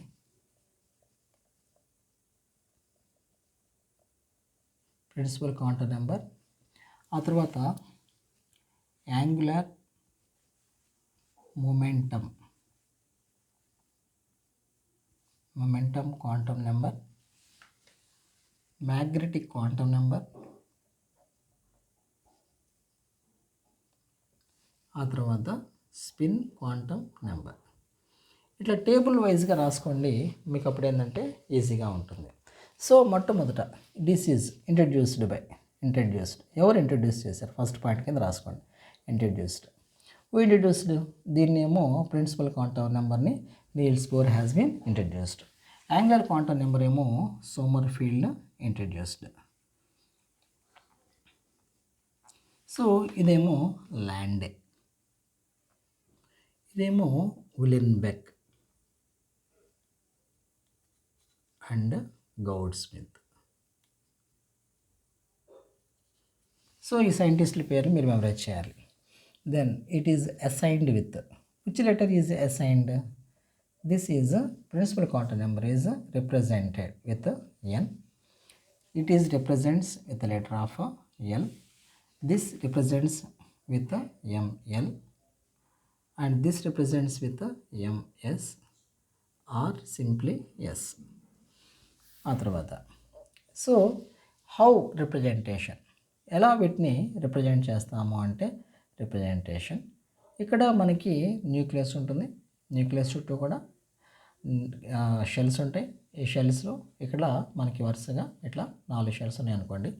దీంట్లో n is equal to 1, n is equal to 2, n is equal to 3, ఆ తర్వాత n is equal స్పేస్లోకి కట్టేస్తాను. ఇక్కడ n is equal to 1కి ఏమో K shell అంటాం. So n is equal to 2 L shell, n is equal to 3 M shell, n is equal to 4 N shell. So మనకి వీటిని ఈ విధంగా ఎనర్జీ లెవెల్స్ అనుకుంటా, షెల్స్ అని చెప్పేసి కూడా అనుకుంటాం. మరి వీటి వాల్యూస్ని మనం ఎలా తీసుకుంటాం, ఈ వాల్యూస్ మనకి ఎక్కడి నుంచి వస్తున్నాయి అంటే కనుక representation. n is equal to 1, 2, 3, 4 and so undefined. ఎందుకంటే ఎండ్లెస్ అని చెప్పేసి మనం తీసుకుంటాం వాటిని. ఆ తర్వాత ఇక్కడికి వచ్చేటప్పటికల్లా ఎల్ వాల్యూస్ ఎక్కడి నుంచి వస్తాయి? 0, 1, 2, 3. మీరు అబ్జర్వ్ చేస్తే దేంతో స్టార్ట్ అయింది? 0తో స్టార్ట్ అయింది. అందువల్ల వాల్యూస్ ఎక్కడి నుంచి ఎంతవరకు ఉంటాయి? n-1 వరకు ఉంటాయి. ఓకేనా? సో 0 ఉంటుంది, n-1 ఉంటుంది. సో ఇక్కడ L ఈజ్ ఈక్వల్ టు 0 అయితే కనుక దాన్ని S ఆర్బిటాల్ అని చెప్పేసి అనుకుంటాం. ఓకేనా? S orbital. L is equal to 1 అయితే కనుక అదేమో P ఆర్బిటాల్ అని చెప్పేసి అనుకుంటాం. L ఈజ్ ఈక్వల్ టు 2 అయితే కనుక D ఆర్బిటాల్. ఆ తర్వాత L ఈజ్ ఈక్వల్ టు 3 అయితే కనుక F ఆర్బిటాల్ అని చెప్పేసి అనుకుంటాం. ఇక్కడ మళ్ళీ ఇక్కడికి వచ్చేటప్పటికల్లా వాల్యూస్ ఎక్కడి నుంచి ఉంటాయి అంటే కనుక -L టు +L వాల్యూస్ ఉంటాయి. ఇక్కడ మనకి రెండు వాల్యూస్ ఉంటాయి, +1/2 ఆ తర్వాత -1/2. ఇక్కడ దీని గురించి ఒక్క నిమిషం డిస్కస్ చేద్దాం. దీంట్లోంచి ఒక హాఫ్ మార్క్ క్వశ్చన్ ఎలా వస్తుంది. ఇక్కడ ప్రిన్సిపల్ క్వాంటమ్ నెంబర్లో లోవర్ వాల్యూ ఎంత, అప్పర్ వాల్యూ ఎంత అని అడుగుతారు.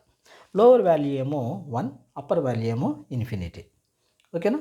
ఇక్కడ మనకి lower value principal angular momentum quantum number, లేకపోతే కనుక ఆర్బిటాల్ క్వాంటమ్ నెంబర్, లేకపోతే కనుక ఎజిముతల్ క్వాంటమ్ నెంబర్, 3 నేమ్స్ మనం వాడుకోవచ్చు. సో లోవర్ వాల్యూ ఎంత? 0.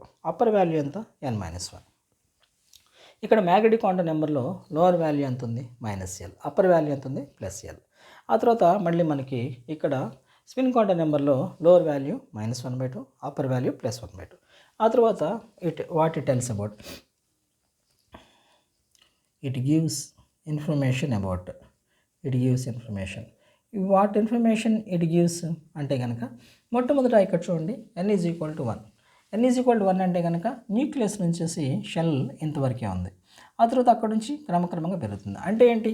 n వాల్యూ పెరుగుతూ ఉంటే దాని షేప్ కూడా పెరుగుతుంది. So it gives information about size of an atom, లేకపోతే కనుక సైజ్ ఆఫ్ యాన్ ఆర్బిట్ అని చెప్పేసి కూడా అనుకోవచ్చు, సైజ్ ఆఫ్ యాన్ యాటమ్. మరి ఇది ఇక్కడ S ఆర్బిటాల్, P ఆర్బిటాల్ వీటన్నిటి కూడా ఇట్ గివ్స్ ద షేప్. ఇక్కడ మనకి S ఆర్బిటాల్కి ఏమో స్పెరికల్ షేప్ ఉంటుంది, P ఆర్బిటాల్కి ఏమో డంబెల్ షేప్ ఉంటుంది, ఆ తర్వాత D ఆర్బిటాల్కి ఏమో డబుల్ డంబెల్ షేప్ ఉంటుంది.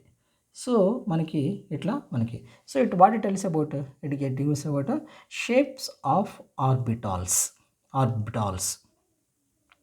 ఓకేనా? ఇట్లా మనకి S ఆర్బిటాల్కి స్పెరికల్ అని, P డంబెల్ అని, D ఏమో డబుల్ డంబెల్ అని, వాటికి షేప్స్ గురించి మనకి ఇది ఎక్స్ప్లెయిన్ చేస్తూ ఉంటుంది. సో దాన్ని మనము ఇట్లా షేప్స్ గురించి తెలుసు. మరి Mలో మనకి ఏం ఎక్స్ప్రెస్ చేస్తుంది అంటే కనుక ఇది ఆర్బిటాల్లో ఉండేటువంటి సబ్ ఎనర్జీ లెవెల్స్లో ఉండేటువంటి ఎలక్ట్రాన్స్ యొక్క పొజిషన్ గురించి డిస్కస్ చేస్తుంది. అంటే ఇప్పుడు మనకి ఇక్కడ M అనుకోండి, సో ఇక్కడ మనకి P ఆర్బిటాల్ ఉందనుకోండి. P ఆర్బిటాల్ ఉంటే కనుక దాంట్లో ఏముంటుంది? ఇట్లా మళ్ళీ సబ్ ఎనర్జీ లెవెల్స్ ఉంటాయి. దీన్ని మనం ఏమనుకుంటామంటే ఇక్కడ PX, PY, PZ అని చెప్పేసి అనుకుంటాం. వీటిని డీజనరేటింగ్ ఆర్బిటాల్స్ అని చెప్పేసి అనుకుంటాం. సో ఇక్కడ మనకి ఇది డీజనరేటింగ్ ఆర్బిటాల్స్ అంటే the orbitals which are having equal energy. వాటన్నిటిని మనం తర్వాత మనము హండ్స్ రూల్లో డిస్కస్ చేద్దాం. ఇప్పుడు మనకి ఈ P ఆర్బిటాల్లో మనకి ఏం ఎక్స్ప్రెస్, ఈ మ్యాగ్నెటిక్ క్వాంటమ్ నెంబర్ ద్వారా మనకి ఏం ఎక్స్ప్రెస్ చేస్తుంది అంటే కనుక షెల్స్లో ఉన్నటువంటి సబ్ షెల్స్లో ఉన్న ఎలక్ట్రాన్స్ ఇన్ఫర్మేషన్ ఇస్తుంది అనమాట. It provides information about electrons which are present in the sub shells of shells ఉన్నాయి. ఓకేనా? K షెల్ ఉంది, K షెల్లో L షెల్ ఉంది, K షెల్లో S ఆర్బిటాల్ ఉంది. S ఆర్బిటాల్లో ఎన్ని ఎలక్ట్రాన్స్ ఉంది? లేకపోతే కనుక L షెల్ ఉంది. L షెల్ అంటే కనుక P ఆర్బిటాల్. ఈ P ఆర్బిటాల్లో ఎన్ని సబ్ ఆర్బిటాల్స్ ఉన్నాయి అంటే కనుక PX, PY, PZ. వాటిలో ఉండేటువంటి ఎలక్ట్రాన్స్ యొక్క ఇన్ఫర్మేషన్ గురించి అది ఎక్స్ప్రెస్ చేస్తుంది. ఓకేనా? It gives information about electrons which present in the energy level, sub energy level of energy level. ఓకేనా? దాన్ని మ్యాగ్నెటిక్ క్వాంటమ్ నెంబర్ అని చెప్పేసి అనుకోవచ్చు. ఆ తర్వాత స్పిన్ క్వాంటమ్ నెంబర్ వచ్చేప్పటికల్లా it gives the orientation of an electron. Orientation అంటే electrons clock వైజ్లో ట్రావెల్ చేస్తున్నాయా, యాంటీ క్లాక్ వైజ్లో ట్రావెల్ చేస్తున్నాయా, క్లాక్ వైజా లేకపోతే anticlockwise. It gives information about that is the electronic configuration. It gives information about the orientation of an electron. ఓకేనా, that's we're calling as this all about quantum numbers. చాలా important ఇవి. Quantum numbers లేకుండా మీకు దాపు question paper ఉండదు. So వీటి గురించి ఒకసారి చూడండి. ఓకేనా, ఆ తర్వాత మనం చాలా ఇంపార్టెంట్ టాపిక్ ఒకటి డిస్కస్ చేద్దాం. దాన్నే మనం ఏమంటామంటే then electronic configuration. What is meant by electronic configuration? Systematic arrangement of electrons in the orbits. అంటే ఆర్బిట్స్ ఉన్నాయి కదా, ఎక్కడున్నాయి ఆర్బిట్స్ అంటే కనుక యాటంలో ఆర్బిట్స్ ఉంటాయి. ఓకేనా, ఈ ఆర్బిట్స్లో ఎలక్ట్రాన్స్ని మనము ఎలా అరేంజ్ చేస్తాం అన్నదాన్నే మనము ఏమంటామంటే ఇక్కడ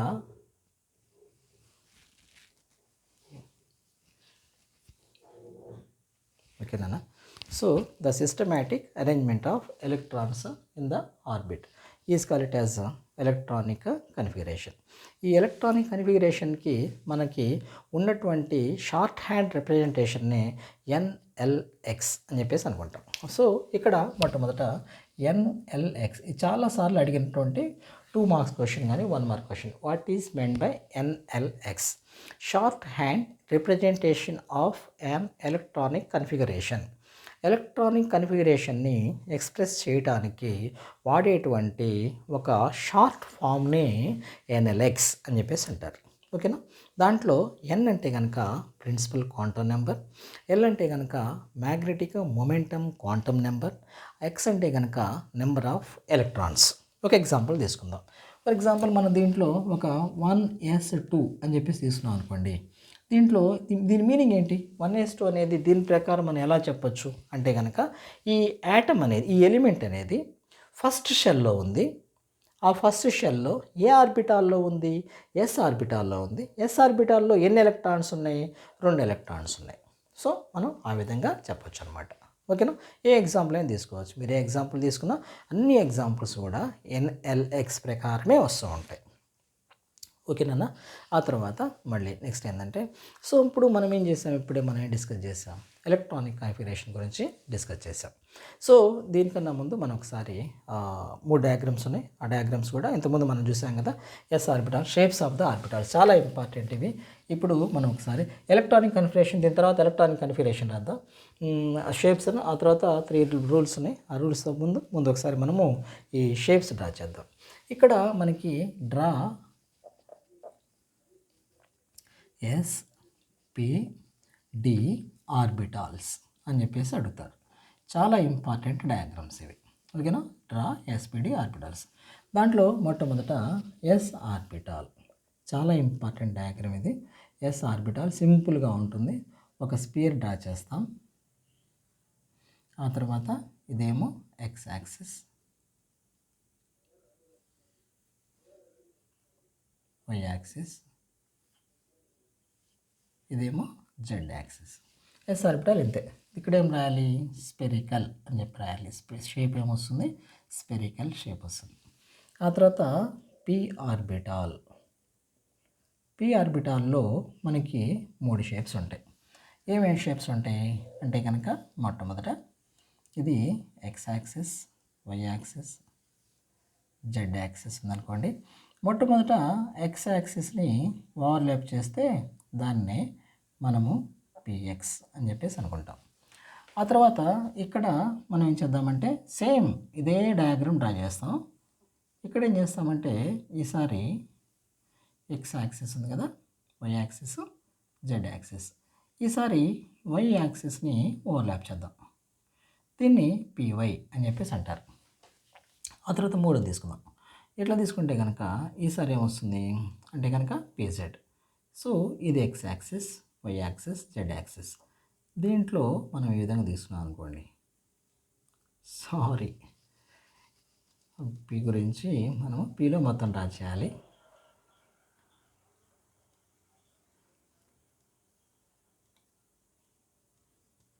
సో ఇక్కడ మనం దీన్ని PZ అని చెప్పేసాం. మరి పి కనుక మొత్తం పిని డ్రా చేయాలంటే అప్పుడు ఎట్లా డ్రా చేద్దాం? సో మొత్తం ఎక్స్ యాక్సిస్ని, వై యాక్సిస్ని, జెడ్ యాక్సిస్ని. సో ఇది కంప్లీట్ పీ వస్తుంది. ఓకేనా. సో మీకు ఇది ఈజీనే. ఒకసారి మొత్తం ఒకే షేప్స్ ఉన్నాయి చూసారా, అన్నిటి కూడా ఒకటే లూప్ వస్తుంది. ఓకేనా. ఇట్లా మనం ఓవర్లాప్ చేసుకుంటే సరిపోతుంది. డీలోకి వచ్చేటప్పటికల్లా మీకు 5 షేప్స్ ఉంటాయి. D orbital. సో ఈ డి ఆర్బిటాల్కి మొట్టమొదటి ఏం చేస్తామంటే ఇట్లా మనకి ఎక్స్ యాక్సిస్ వై యాక్సిస్, ఇట్లా ఎక్స్ యాక్సిస్కి వై యాక్సిస్కి మధ్యలో ఇట్లా డ్రా చేస్తాం. దీన్ని డిఎక్స్వై అని చెప్పేసి అనుకుంటాం. ఆ తర్వాత ఇట్లా మనం తీసుకున్న తర్వాత వై జెడ్, లేకపోతే కనుక దీన్ని ఇట్లాగే ఉంచవచ్చు, లేకపోతే దీన్ని ఇట్లా వై పెట్టేసి దీన్నైనా జెడ్ పెట్టుకోవచ్చు, నో ప్రాబ్లం, ఫ్యూజన్ ఉంటుంది, ఎలాగైనా తీసుకోవచ్చు. డి ఈ రెండింటి మధ్య మనం ఇట్లా తీసుకుంటాం. దీన్ని డివైజెడ్ అని చెప్పేసి అనుకోవచ్చు. ఆ తర్వాత మళ్ళీ మనము ఇంకో షేప్ తీసుకుందాం. ఇట్లా మనం తీసుకున్నప్పుడు మళ్ళీ మనకి ఫ్యూజన్ ఉంటుంది. ఈసారి మనకి డిజెడ్ఎక్స్ రావాలి. సో ఇట్లా మనం ఏం చేద్దామంటే డిజెడ్ఎక్స్, మళ్ళీ ఇక్కడ దీన్ని ఎక్స్ అనుకుందాం, దీన్ని జెడ్ అనుకుందాం. ఆ తర్వాత నెక్స్ట్ వచ్చేటప్పటికల్లా మనకి ఇక్కడ d x square minus y square వస్తుంది. X square minus y square, దీన్ని ఎక్స్ అనుకోండి, దీన్ని వై అనుకోండి.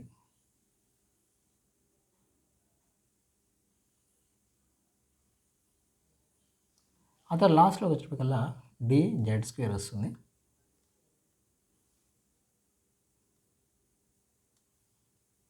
దీన్ని జెడ్ అనుకోండి, దీని మీద మళ్ళీ ఇంకొంచెం ఇట్లా డ్రా చేయండి.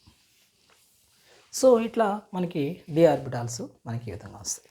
దీన్ని గుర్తుపెట్టుకోవడానికి కొంచెం డిఫికల్టీ అనిపిస్తుంది, కానీ కొంచెం ఈజీగా గుర్తుపెట్టుకోవచ్చు. ఎలా?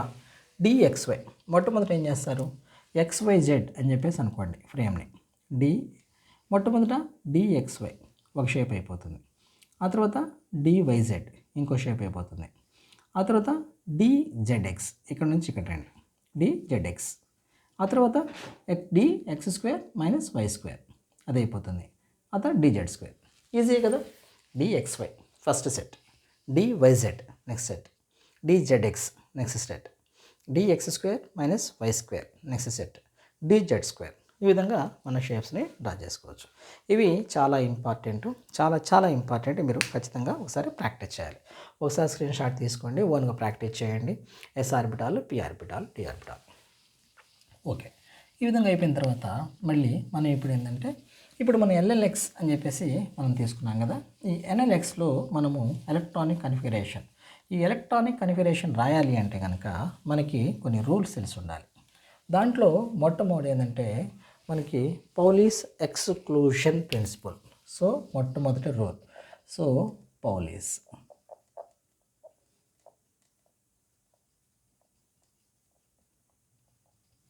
ఈ పౌలీస్ ఎక్స్క్లూషన్ ప్రిన్సిపల్ మనకి ఏం ఎక్స్ప్రెస్ చేస్తుంది అంటే కనుక మనకి ఒక సింపుల్ డెఫినేషన్ ఉంటుంది దీనికి.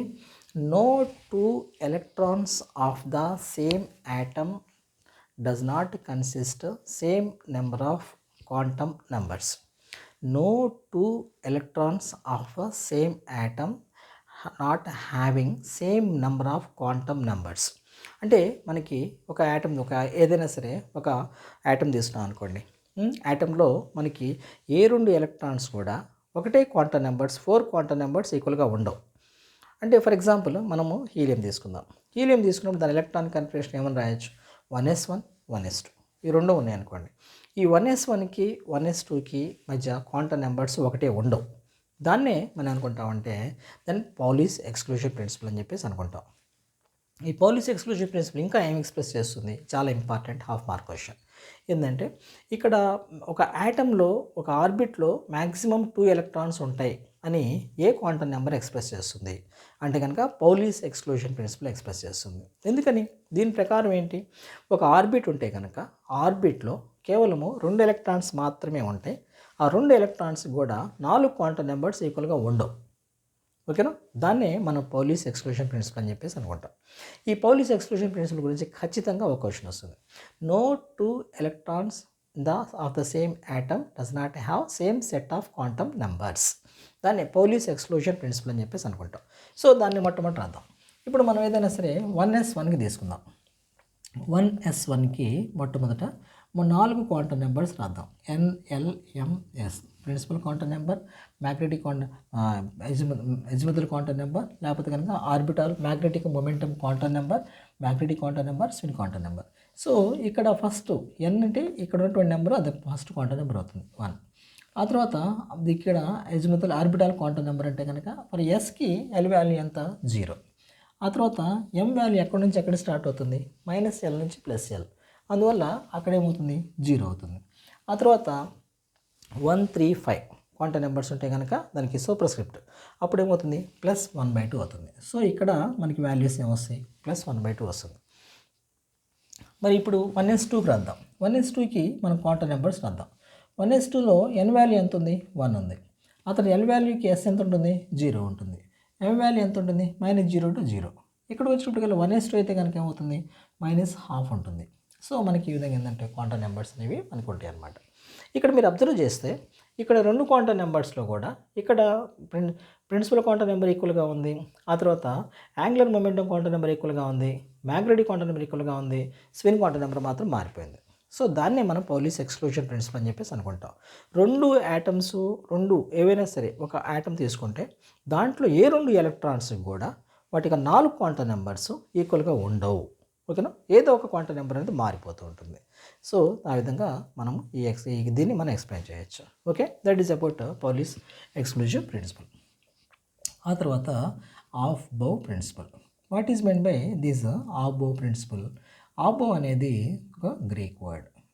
సారీ ఈ టెక్స్ట్ బుక్ మొత్తంలోకెల్లా మీకు 2 జర్మన్ వర్డ్స్ ఉంటాయి. దాంట్లో ఇదొకటి aufbau. Aufbau is a German word.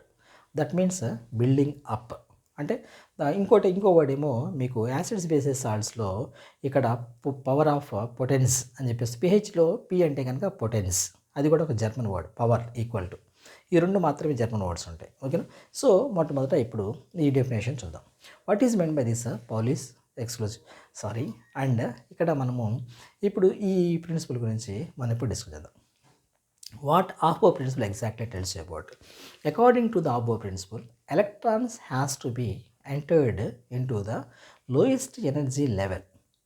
ఒకసారి లోయెస్ట్ ఎనర్జీ లెవెల్లో కంప్లీట్ అయిన తర్వాతే electrons has to be just switch to the next energy level. అంటే ఎలక్ట్రాన్స్ని ఒక యాటమ్ తీసుకున్నప్పుడు వాటిల్లో ఏదైతే లోయెస్ట్ ఎనర్జీ ఉంటుందో ఆ లోయెస్ట్ ఎనర్జీలోనే మన ఎలక్ట్రాన్స్ ప్లేస్ చేయాలి. సో ఇప్పుడు మనకి ఇక్కడ ఉందనుకోండి, మన ఈ క్వశ్చన్ అడుగుతారు. సో ఎలక్ట్రాన్ ఇక్కడ దేని గురించి ఎక్స్ప్రెస్ చేస్తుంది, పూర్తిగా ఎనర్జీ లెవెల్స్ గురించి. Energy levels increasing order of the energy లెవెల్స్లో increasing order, lower to bigger అనమాట. తక్కువ ఎనర్జీ లెవెల్ నుంచి ఎక్కువ ఎనర్జీలోకి వెళ్ళాలి. ఇక్కడ 1s ఉంది, ఆ తర్వాత 2s ఉంది. దీంట్లో మీరు ఎలక్ట్రాన్ని దేంట్లో ప్లేస్ చేస్తారు అంటే కనుక అప్పుడు ఏం చేయాలి, ప్రిన్సిపల్ క్వాంటం నెంబర్ చూసుకోవాలి. ఇక్కడ 2 ఇక్కడ 1s ఉంది, ఇక్కడ 2s ఉంది. సో ఇక్కడ ప్రిన్సిపల్ క్వాంటం నెంబర్ 1 ఉంది. ఎక్స్క్యూజ్ మీ నాన్న, ఇక్కడ 1 ఉంది కదా, అందువల్ల మొట్టమొదటి ఎలక్ట్రాన్ని దీంట్లో ప్లేస్ చేస్తారు. ఓకేనా, ఇట్లా మనకి ఈ విధంగా మన ఎలక్ట్రాన్స్ని ప్లేస్ చేసుకోవచ్చు. ఒకవేళ మనకి 2 ఒకే విధంగా ఉన్నాయి అనుకోండి, ఇక్కడ 1s 2s ఉంది, ఇక్కడ ప్రిన్సిపల్ క్వాంటం నెంబర్ తక్కువ ఉంది కాబట్టి మనం దీంట్లో ప్లేస్ చేస్తాం. ఒకవేళ 2 కూడా ప్రిన్సిపల్ క్వాంటం నెంబర్స్ ఈక్వల్గా ఉన్నాయి అనుకోండి, అప్పుడు ఏం చేస్తాం అంటే కనుక ఫర్ ఎగ్జాంపుల్ మనకి 2s 2p ఉందనుకోండి, 2s 2p 2 కూడా ఒకటే ఉన్నాయి. అప్పుడు మనం దేనికి ప్లేస్ చేయాలి అంటే కనుక అప్పుడు మనం ఏం చేస్తామంటే ఇక్కడ n+l వాల్యూ తీసుకుంటాం. n+l వాల్యూ, n వాల్యూ దీనికి 2sకి n+l వాల్యూ ఎంత వస్తుంది, n+l వాల్యూ n అంటే కనుక 2 వస్తుంది, l అంటే కనుక 0 వస్తుంది. సో మొత్తం వాల్యూ 2 ఉంటుంది. ఒకవేళ దీనికైతే కనుక 2 ఉంటుంది, ఆ తర్వాత p అయితే కనుక 1 ఉంటుంది. ఆ తర్వాత మొత్తం వాల్యూ ఎంత అవుతుంది 3 అవుతుంది. అందువల్ల మనం మొట్టమొదటి ఎక్కడ ప్లేస్ చేయాలి, ఏదైతే n+ వాల్యూ తక్కువగా ఉంటుందో దానికి మనము ఎలక్ట్రాన్స్ని ప్లేస్ చేయాలి. అందువల్ల 2sలో మనము ప్లేస్ చేయాలి. ఒకవేళ మనకి ర్యాండమ్గా ఒక్కోసారి ఇస్తుంటారు. ఫర్ ఎగ్జాంపుల్ మనకి ఎప్పుడైనా సరే 3s 4d అని ఇచ్చారు అనుకోండి,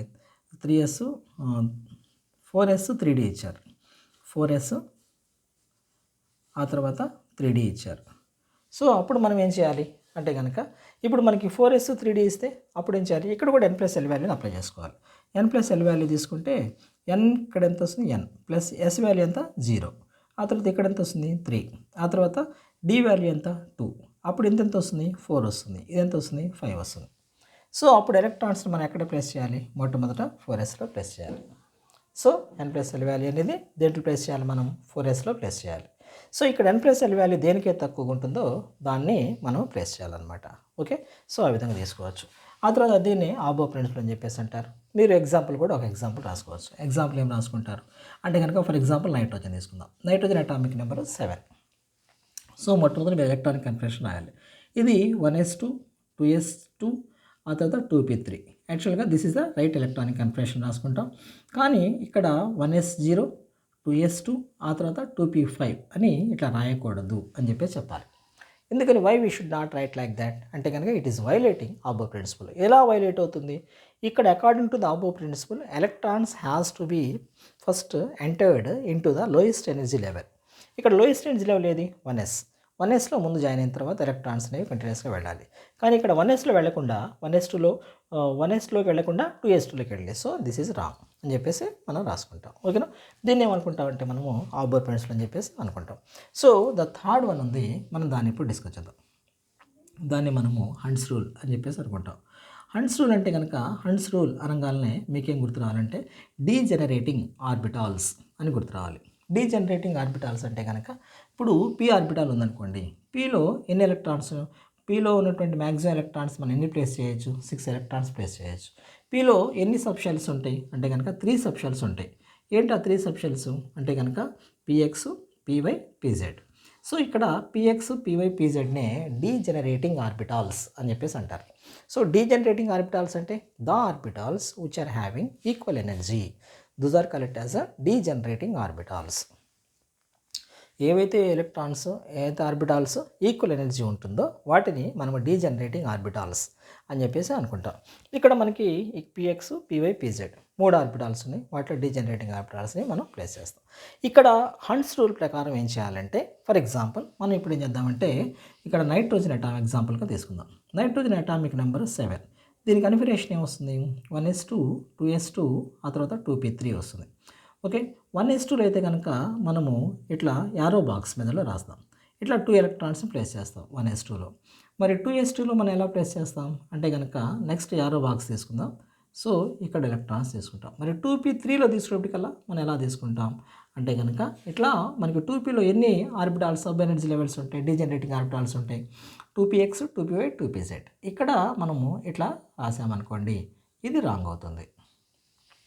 ఓకేనా, ఇక్కడ ఎందుకని, according to the haunts rule ప్రతి ఒక్క డీజెనరేటింగ్ ఆర్బిటాల్లో కూడా మనము ఎన్ని ఎలక్ట్రాన్స్ని ప్లేస్ చేయాలి అంటే కనుక, ఇక్కడ ప్రతి ఒక్క డీజెనరేటింగ్ ఆర్బిటాల్లో ఒక్కొక్క ఎలక్ట్రాన్ ప్లేస్ చేయాలి.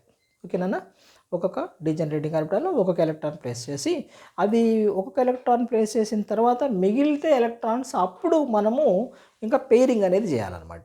అంతే తప్ప ఒకేసారి మనం పెయిరింగ్ చేయకూడదు. అంటే ఇక్కడ ఎగ్జాంపుల్ తీసుకుందాం. ఇట్లా మనకి ఎలక్ట్రాన్స్ ఉన్నాయి అనుకోండి, మన దగ్గర 3 ఎలక్ట్రాన్స్ ఉన్నాయి. 3 ఎలక్ట్రాన్స్ ఉన్నప్పుడు ఇది px, ఆ తర్వాత py, ఆ తర్వాత pz ఉందనుకోండి. మన దగ్గర 3 ఎలక్ట్రాన్స్ ఉన్నాయి. ఇక్కడ ప్రతి ఒక్క దాంట్లో కూడా ఒక్కొక్క ఎలక్ట్రాన్ని ప్లేస్ చేయాలి. ఇది కరెక్ట్ అనమాట. అంతే తప్ప మనం ఏం చేయకూడదు అంటే కనుక, ఇట్లా మనకి ఇట్లా 3 ఎలక్ట్రాన్స్లో ఇక్కడ px, py, pz, ఇట్లా ఇక్కడ ఒక ఎలక్ట్రాను, ఆ తర్వాత ఇక్కడ ఇంకో ఎలక్ట్రాను, ఇట్లా ఎలక్ట్రాన్ని ఇది ప్లేస్ చేయకూడదు, అది రాంగ్ అవుతుంది. ఓకేనా, దీన్నే మనం అనుకుంటాం అంటే హంట్స్ రూల్ అని చెప్పేసి అనుకుంటాం. డీజెనరేటింగ్ ఆర్బిటాల్స్ గురించి మనకు ఆ విధంగా ఉంటుంది. ఓకేనా, సో దీన్ని మీరు ఎగ్జాంపుల్ కూడా రాసుకోవచ్చు. ఒక ఎగ్జాంపుల్ తీసుకోండి, మీ ఇష్టం వచ్చిన ఎగ్జాంపుల్ ఏదో ఒకటి తీసుకుని దాంట్లో ఒకసారి ఏమో డీజెనరేటింగ్ ఆర్బిటాల్స్ ప్రాపర్గా అరేంజ్ చేయండి, ఇంకోసారి ఏమో డీజెనరేటింగ్ ఆర్బిటాల్స్ని ఒకేసారి అన్పేర్ చేయకుండా ఒకేసారి పేర్ చేస్తే కనుక అప్పుడు రాంగ్ వస్తుంది. ఓకేనా, సో ఇప్పుడు మనకి ఈ విధంగా ఈ 3 రూల్స్ ఉంటాయి. దీంతో పాటుగా ఇప్పుడు మనం చాలా ఇంపార్టెంట్ అదేంటంటే, ఈ ఎలక్ట్రానిక్ కన్ఫిగరేషన్ రాయటానికి మనం వాడేటువంటి మోయిలెట్స్ డయాగ్రామ్ చాలా ఇంపార్టెంట్. మోయిలెట్స్ డయాగ్రామ్ గురించి కూడా ఒకసారి డిస్కస్ చేద్దాం.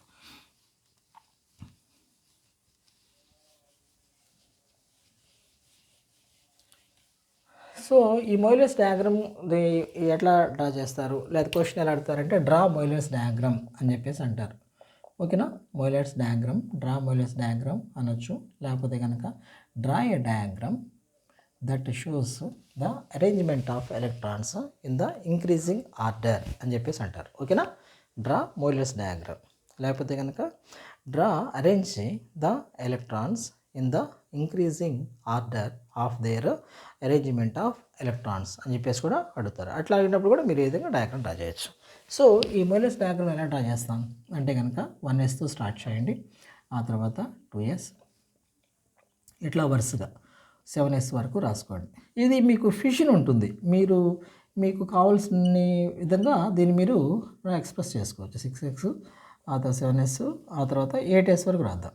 ఆ తర్వాత ఏం చేస్తామంటే ఇక్కడ దీన్ని స్కిప్ చేయండి, ఆ తర్వాత 2p అని రాయండి, ఆ తర్వాత 3p, 4p, 5p, 6p, 7p, లాస్ట్లో కూడా ఒక రోని స్కిప్ చేయండి. ఇక్కడ మళ్ళీ ఇక్కడ స్కిప్ చేయండి, ఆ తర్వాత ఇదేమో 3d వస్తుంది, ఇది 4d, ఆ తర్వాత 5d, ఆ తర్వాత 6d, ఆ తర్వాత మళ్ళీ ఇక్కడ స్కిప్ చేయండి, ఇదేమో 4f వస్తుంది, ఇదేమో 5f వస్తుంది. ఆ తర్వాత ఇక్కడ ఏం చేస్తారంటే arrow mark, first arrow mark ఇక్కడికి వస్తుంది 1s, ఆ తర్వాత సెకండ్ యారో మార్క్ ఇక్కడ 2s, ఆ తర్వాత నెక్స్ట్ యారో మార్క్ ఇక్కడ, ఆ తర్వాత ఇది యారో మార్క్ ఈ విధంగా వస్తుంది, ఆ తర్వాత మనకి ఈ విధంగా యారో మార్క్స్. అరేంజ్మెంట్ జాగ్రత్త చూడండి. ఆ తర్వాత మనకి ఈ విధంగా ఎలక్ట్రాన్స్ని మనం, సో ఈ విధంగా మీరు యారో మార్క్స్ని ఇట్లా రాసుకున్నాం. ఓకేనా. సో మనకి ఈ విధంగా ఎలక్ట్రాన్స్ తీసుకున్న తర్వాత అరేంజ్మెంట్ అయిపోతుంది. సో మీకు ఏంటంటే ఖచ్చితంగా ఫస్ట్ 1 to 20 ఎలిమెంట్స్ ఖచ్చితంగా తెలిసి ఉండాలి. దాంట్లో మొట్టమొదట ఈ ఎలక్ట్రానిక్ కన్ఫిగరేషన్ ఎలా రాస్తాం అంటే కనుక చూద్దాం. సో మొట్టమొదట ఏం చేయాలంటే హైడ్రోజన్ రాద్దాం. ఫస్ట్ 10కి చూద్దాం ఒకసారి. Hydrogen atomic number 1. సో మొట్టమొదట మీకు ఫస్ట్ యారో ఎక్కడుంది, ఇక్కడ దీనికన్నా ముందు ఒక చిన్న విషయం తెలిసి ఉండాలి. ఎస్లో మనం ప్లేస్ చేయగలిగే మ్యాక్సిమం ఎలక్ట్రాన్స్ 2, పిలో మనం ప్లేస్ చేయగలిగేవి కేవలము 6 మాత్రమే, డిలో మనం ప్లేస్ చేసే ఎలక్ట్రాన్స్ 10, ఎఫ్లో మనం ప్లేస్ చేయగల ఎలక్ట్రాన్స్ కేవలం 14. మనము అంతవరకు తీసుకుందాం. సో ఇప్పుడు హైడ్రోజన్ తీసుకుందాం. హైడ్రోజన్ మనకి ఫస్ట్ అటామిక్ నెంబర్ రాయాలంటే కనుక అటామిక్ నెంబర్ 1. ఎలక్ట్రానిక్ కన్ఫిగరేషన్ రాయాలి అంటే దాంట్లో మొట్టమొదట మనకి ఫస్ట్ యారో తీసుకోవాలి. ఫస్ట్ యారో ఎక్కడుంది, 1s దగ్గర ఉంది. సో మొట్టమొదట 1s రాయండి. 1s రాసిన తర్వాత దీంట్లో ఎన్ని ఎలక్ట్రాన్స్ ఉన్నాయో అన్ని ఎలక్ట్రాన్స్ని రాయండి. దీన్ని 1s1 అని చదవాలి. ఓకేనా, 1s1 అని చదవాలి. ఆ తర్వాత నెక్స్ట్ వచ్చేటప్పటికల్లా నెక్స్ట్ ఒకవేళ హీలియం వచ్చింది అనుకోండి, హీలియం అటామిక్ నెంబర్ ఎంత, 2. సో ఈ హీలియం అటామిక్ నెంబరు 2 ఉంది కాబట్టి సో ఇంతవరకు తెలిసేయండి. ఇంకా హైడ్రోజన్కి మనకి ఎలక్ట్రానిక్ కన్ఫిగరేషన్ ఏమొచ్చింది, 1s1 వచ్చింది. మరి హీలియంకి ఏమొస్తుంది అంటే కనుక ఇక్కడ ఉన్నటువంటి 2s ఇక్కడ 1s ఉంది కదా, సారీ 2s కాదు, మొట్టమొదట ప్రతి ఒక్క ఎలిమెంట్ కూడా 1sతో స్టార్ట్ అవుతుంది. ఓకేనా, ప్రతి ఒక్క ఎలిమెంట్ కూడా 1sతో స్టార్ట్ అవుతుంది. సో ఇక్కడ ఏమవుతుంది, ఫస్ట్ ఎలిమెంట్ ఏఆర్ ఉంది, ఫస్ట్ 1s, సో 1s రాస్తాం. ఆ తర్వాత ఇక్కడ ఎన్ని ఎలక్ట్రాన్స్ ఉన్నాయి, 2 ఎలక్ట్రాన్స్ ఉన్నాయి, దీన్ని ఇక్కడ రాసేయండి 1s2 అని చెప్పేసి రాసుకుందాం. ఓకే, ఆ తర్వాత లిథియం, నెక్స్ట్ ఎలిమెంట్ ఏమో లిథియం తీసుకుందాం, లిథియం 3. ఇక్కడ మనకి ఇక్కడ మొట్టమొదటి ఎక్కడి నుంచి స్టార్ట్ చేయాలనుకున్నాం, ప్రతి ఒక్కటి కూడా 1s నుంచి లేకపోతే కనుక ఫస్ట్ యారో నుంచి మనం స్టార్ట్ చేస్తాం. ఫస్ట్ యారోలో మనకి ఏముంది, 1s ఉంది. సో 1s, ఇక్కడ 1s ఎన్ని ఎలక్ట్రాన్స్ ఉన్నాయి, 3 ఎలక్ట్రాన్స్, 1s3 రాద్దాం. ఓకేనా, అది రాదు. ఎందుకని రాదు, ఇక్కడ మనం చూడండి, ఎస్లో మనం ప్లేస్ చేయగలిగే ఎలక్ట్రాన్స్ ఎన్ని, కేవలం 2 మాత్రమే ప్లేస్ చేయొచ్చు. సో 3 ఎలక్ట్రాన్స్ మనం ప్లేస్ చేయకూడదు. ఓకేనా. సో అప్పుడు మనం ఏం చేయాలి అంటే కనుక ఇక్కడ 2 ఎలక్ట్రాన్స్ మాత్రమే ప్లేస్ చేస్తాం. మరి ఇంకా మన దగ్గర ఒక ఎలక్ట్రాన్ మిగిలిపోయింది, అవునా. ఆ ఎలక్ట్రాన్ని మనం ఏం చేయాలి అంటే కనుక నెక్స్ట్ యారోకి వెళ్ళండి. నెక్స్ట్ యారో ఏంటి, 2s, అందువల్ల 2s1. 2sలో 1 అని ఎందుకు రాసాం అంటే కనుక మీరు ఎప్పటికప్పుడు మ్యాచ్ చేసుకుంటూ ఉండాలి. ఇక్కడ ఉన్నటువంటి ఈ సూపర్ స్క్రిప్ట్స్ దగ్గర, ఈ పవర్స్ దగ్గర ఎలక్ట్రాన్స్ కౌంట్ ఎంత ఉందో చూసుకోవాలి. ఇక్కడ 2 + 1 3 ఎలక్ట్రాన్స్. సో మనం కరెక్ట్గా ఎలక్ట్రానిక్ కన్ఫిగరేషన్ రాసాం. ఆ తర్వాత నెక్స్ట్ బెరిలియం తీసుకుందాం. Beryllium atomic number 4. దీంట్లో మొట్టమొదటి ఎక్కడి నుంచి స్టార్ట్ చేయాలనుకున్నాం అంటే కనుక ఫస్ట్ యారో నుంచి స్టార్ట్ చేయాలి. సో ఫస్ట్ యారోలో స్టార్ట్ చేసామనుకోండి, అప్పుడు ఏమవుతుంది, సో ఇక్కడ 1s మనకు తెలుసు కదా, ఎస్లో ఎన్ని ఎలక్ట్రాన్స్ ప్లేస్ చేయొచ్చు, 2 ఎలక్ట్రాన్స్ ప్లేస్ చేయొచ్చు, అందులో 1s2. సో ఇక్కడ ఇంకా అయిపోయిందా, ఇంకా just still we have to write అంటే కనుక ఇక్కడ out of 4 electrons 2 electrons completed. So how many more electrons are they? Still 2 more electrons are they. ఆ 2 ఎలక్ట్రాన్స్ని మనం నెక్స్ట్ ఏరోలో ప్లేస్ చేద్దాం. 2s2. సో 1s2 2s2 ఇక్కడ ఈ విధంగా రాసుకోవచ్చు. ఇక్కడ ఇంకేంటంటే దీన్ని ఇంకా ఎట్లా రాసుకోవచ్చు అంటే షార్ట్ ఫామ్లో కూడా రాసుకోవచ్చు. ఇక్కడ 1s2 ఉంది కదా, 1s2ని మనం ఏమనుకున్నాం, హీలియం ఆఫ్ 2s1 అని చెప్పేసి రాసుకోవచ్చు. Helium of 2s1. దీన్ని ఇంకెలా రాసుకోవచ్చు, దీని ప్లేస్లో మనం ఏం రాసుకుందాం, హీలియం రాసుకుందాం. హీలియం ఆఫ్ 2s2 అని చెప్పేసి రాసుకుంటాం. ఏవైనా సరే మీరు ఒక విషయం గుర్తుపెట్టుకోవాలి, ఏవైనా helium, neon, organ, krypton, xenon, radon వీటి ఫామ్లోనే ఎక్స్ప్రెస్ చేస్తాం తప్ప మిగిలిన ఫామ్స్లో మనం ఎక్స్ప్రెస్ చేయం. మీకు డౌట్ రావచ్చు, సార్ దీన్ని మనము చాలామంది స్టూడెంట్స్ అడుగుతూ ఉంటారు, దీన్ని మనము లిథియం ఆఫ్ 2s1 అని రాయొచ్చా అని చెప్పేసి అడుగుతూ ఉంటారు. 2s2 అని చెప్పేసి రాయొచ్చు అంటే రాయకూడదు, ఇట్లా రాయకూడదు. ఓకేనా. సో మనం ఏం చేయాలంటే కేవలము ఇనర్ట్ గ్యాసెస్ మాత్రమే రాయాలి. ఇంకో ఎగ్జాంపుల్ కరెక్ట్ చెప్తాను చూడండి. ఆ తర్వాత బెరీలియం అయిపోతుంది. ఆ తర్వాత lithium, beryllium, boron atomic number ఏమో 5. కన్ఫిగరేషన్ మొట్టమొదటి మనం ఇక్కడ ఫస్ట్ యారో 1s2. ఓకేనా. ఫస్ట్ యారోలో 1s, ఎస్లో మనం ప్లేస్ చేయగల ఎలక్ట్రాన్స్ 2 మాత్రమే, అందులో 1s2. Next 2s, next arrow తీసుకుందాం 2s2. ఆ తర్వాత ఇంకెన్ని ఎలక్ట్రాన్స్ మిగిలినాయి, అక్కడ 2 + 2 4 ఎలక్ట్రాన్స్, ఇంకొక ఎలక్ట్రాన్ మిగిలింది 1 ఎలక్ట్రాన్. అందువల్ల అది నెక్స్ట్ యారో స్టార్టింగ్లో తీసుకోవాలి. ఇక్కడ మీరు కన్ఫ్యూజ్ కాకూడదు. నెక్స్ట్ యారోలో మనకి 2 ఉన్నాయి, 2p ఉంది, 3s ఉంది. మరి దేనికి తీసుకోవాలి అంటే కనుక ఏదైతే స్టార్టింగ్ ఉంటుందో యారోకి దాన్ని తీసుకోవాలి. స్టార్టింగ్ ఏముంది, 2p ఉంది. సో 2pలో మనం ఎన్ని ఎలక్ట్రాన్స్ ప్లేస్ చేయాలి, ఇక్కడ 2 + 2 4 ఎలక్ట్రాన్స్ ప్లేస్ చేసాం. అందువల్ల మనం ఏమైనా రాసుకోవాలి, 2p1 అని చెప్పేసి రాసుకోవాలి. ఓకేనా. ఇప్పుడు చూడండి, జనరల్గా వచ్చే డౌట్ ఏంటంటే దీన్ని ఎలా రాసుకోవాలి అంటే కనుక కేవలము హీలియం మాత్రమే ప్లేస్ చేసుకుని హీలియం ఆఫ్ 2s2 2p1 అని రాయాలి తప్ప మనము ఈ మొత్తాన్ని కలిపేసి బెరీలియం ఆఫ్ 2p1 అని చెప్పేసి రాయకూడదు. ఓకేనా. ఇది రాంగ్. ఓకే. ఎందుకని మనం ఇట్లా రాసాం అంటే కనుక దీంతో ఫర్దర్గా మనకి చాలా ఇన్ఫర్మేషన్ వస్తుంది. వ్యాలెన్సీ ఎలక్ట్రాన్స్, వ్యాలెన్సీ షెల్స్, ఆ తర్వాత ఈ ఎలక్ట్రాన్స్ లూజ్ చేసుకుంటే ఇది స్టేబుల్ అవ్వటం, ఇదంతా ప్రాసెస్ ఉంటుంది. అందుకోసం చెప్పేసి ప్రతిదీ కూడా మన ఇనర్ట్ గ్యాసెస్ బేస్ చేసి రాస్తాం తప్ప మిగిలిన ఎలిమెంట్స్ బేస్ చేసుకుని రాయం. So this is wrong. ఓకేనా. So next one carbon atomic number 6 వస్తుంది. ఆ తర్వాత కన్ఫిగరేషన్ ఫస్ట్ ఎక్కడి నుంచి వస్తుంది, 1s. సో 1s2, ఆ తర్వాత 2s2, ఆ తర్వాత ఏమో 2p2. లేకపోతే మనం దీనికి ఎట్లా రాసుకోవచ్చు, 1s helium of 2s2 2p2 అని చెప్పేసి రాసుకుంటాం. సో మనకి ఈ విధంగా మన ఎలక్ట్రానిక్ కన్ఫిగరేషన్ ఎన్నైనా రాసుకోవచ్చు. సో మనకి ఇక్కడ ఈ విధంగా ఎలక్ట్రానిక్ కన్ఫిగరేషన్ని మనకి మీరు ఫస్ట్ 20 ఎలిమెంట్స్కి ఎలక్ట్రానిక్ కన్ఫిగరేషన్ ప్రాక్టీస్ చేయండి.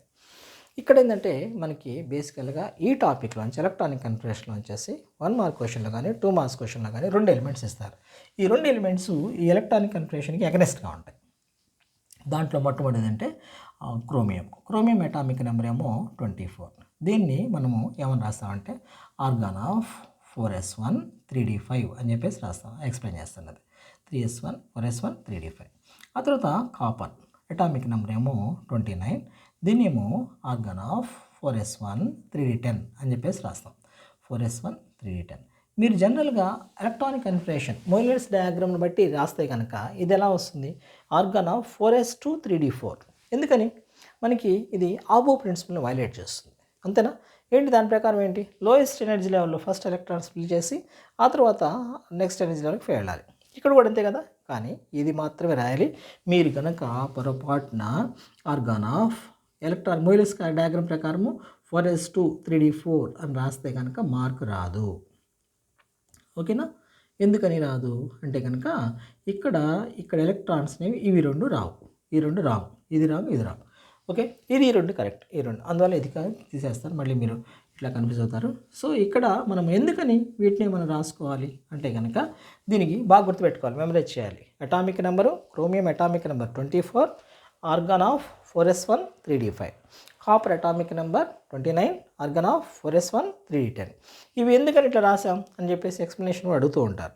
దాని క్వశ్చన్ ఏంటంటే మనకి నేచర్లో ప్రతి ఒక్క ఎలిమెంట్ కూడా స్టెబిలిటీని పొందే ప్రయత్నం చేస్తూ ఉంటుంది. అదే స్టెబిలిటీని ఎలా ట్రై చేస్తూ ఉంటుంది, 2 రకాలుగా ట్రై చేస్తుంది. నెంబర్ 1 అది వాటి బ్యాలెన్స్ షెల్ కంప్లీట్గా ఫిల్ అవ్వటం. Number 2 valency shell half fill అవటం. హాఫ్ ఫిల్ అయినవి కూడా మనకి స్టెబిలిటీ వస్తూ ఉంటాయి. అందువల్ల ఇక్కడ చూడండి ఎస్లో మ్యాక్సిమం ఎలక్ట్రాన్స్ 2 కానీ హాఫ్ ఎంత 1 వస్తుంది. Okay right. ఇక్కడ డి ఆర్బిటాల్లో మ్యాక్సిమం ఎంత 10, హాఫ్ ఎంత వచ్చింది 5. అందువల్ల ఎలక్ట్రాన్స్ వాటిలో మ్యూచువల్గా షేర్ అయిపోతాయి. అట్లా షేర్ అయిపోవటం వల్ల ఇట్లా ఆర్గన్ ఆఫ్ 4s1 3d9 వస్తుంది. ఆ తర్వాత ఇట్లా ఈ విధంగా కన్ఫిగరేషన్ వస్తుంది. ఓకేనా. సో ఈ విధంగా ఎలక్ట్రానిక్ కన్ఫిగరేషన్ కూడా మీరు జాగ్రత్తగా చూసుకోవాలి. దీంతో పాటుగా ఒకసారి మీకు టెక్స్ట్ బుక్లో ఉన్నటువంటి ఇంప్రూవ్ లెర్నింగ్ క్వశ్చన్స్ కూడా ఒకసారి క్వశ్చన్స్ అదో బిట్స్ కూడా చూడండి. అప్పుడేముంది మొత్తం మీకు టాపిక్ అంతా కవర్ అయిపోతుంది. ఓకేనా. I hope that this session is helpful for you. Please support me నాన్న. Wish you all the best.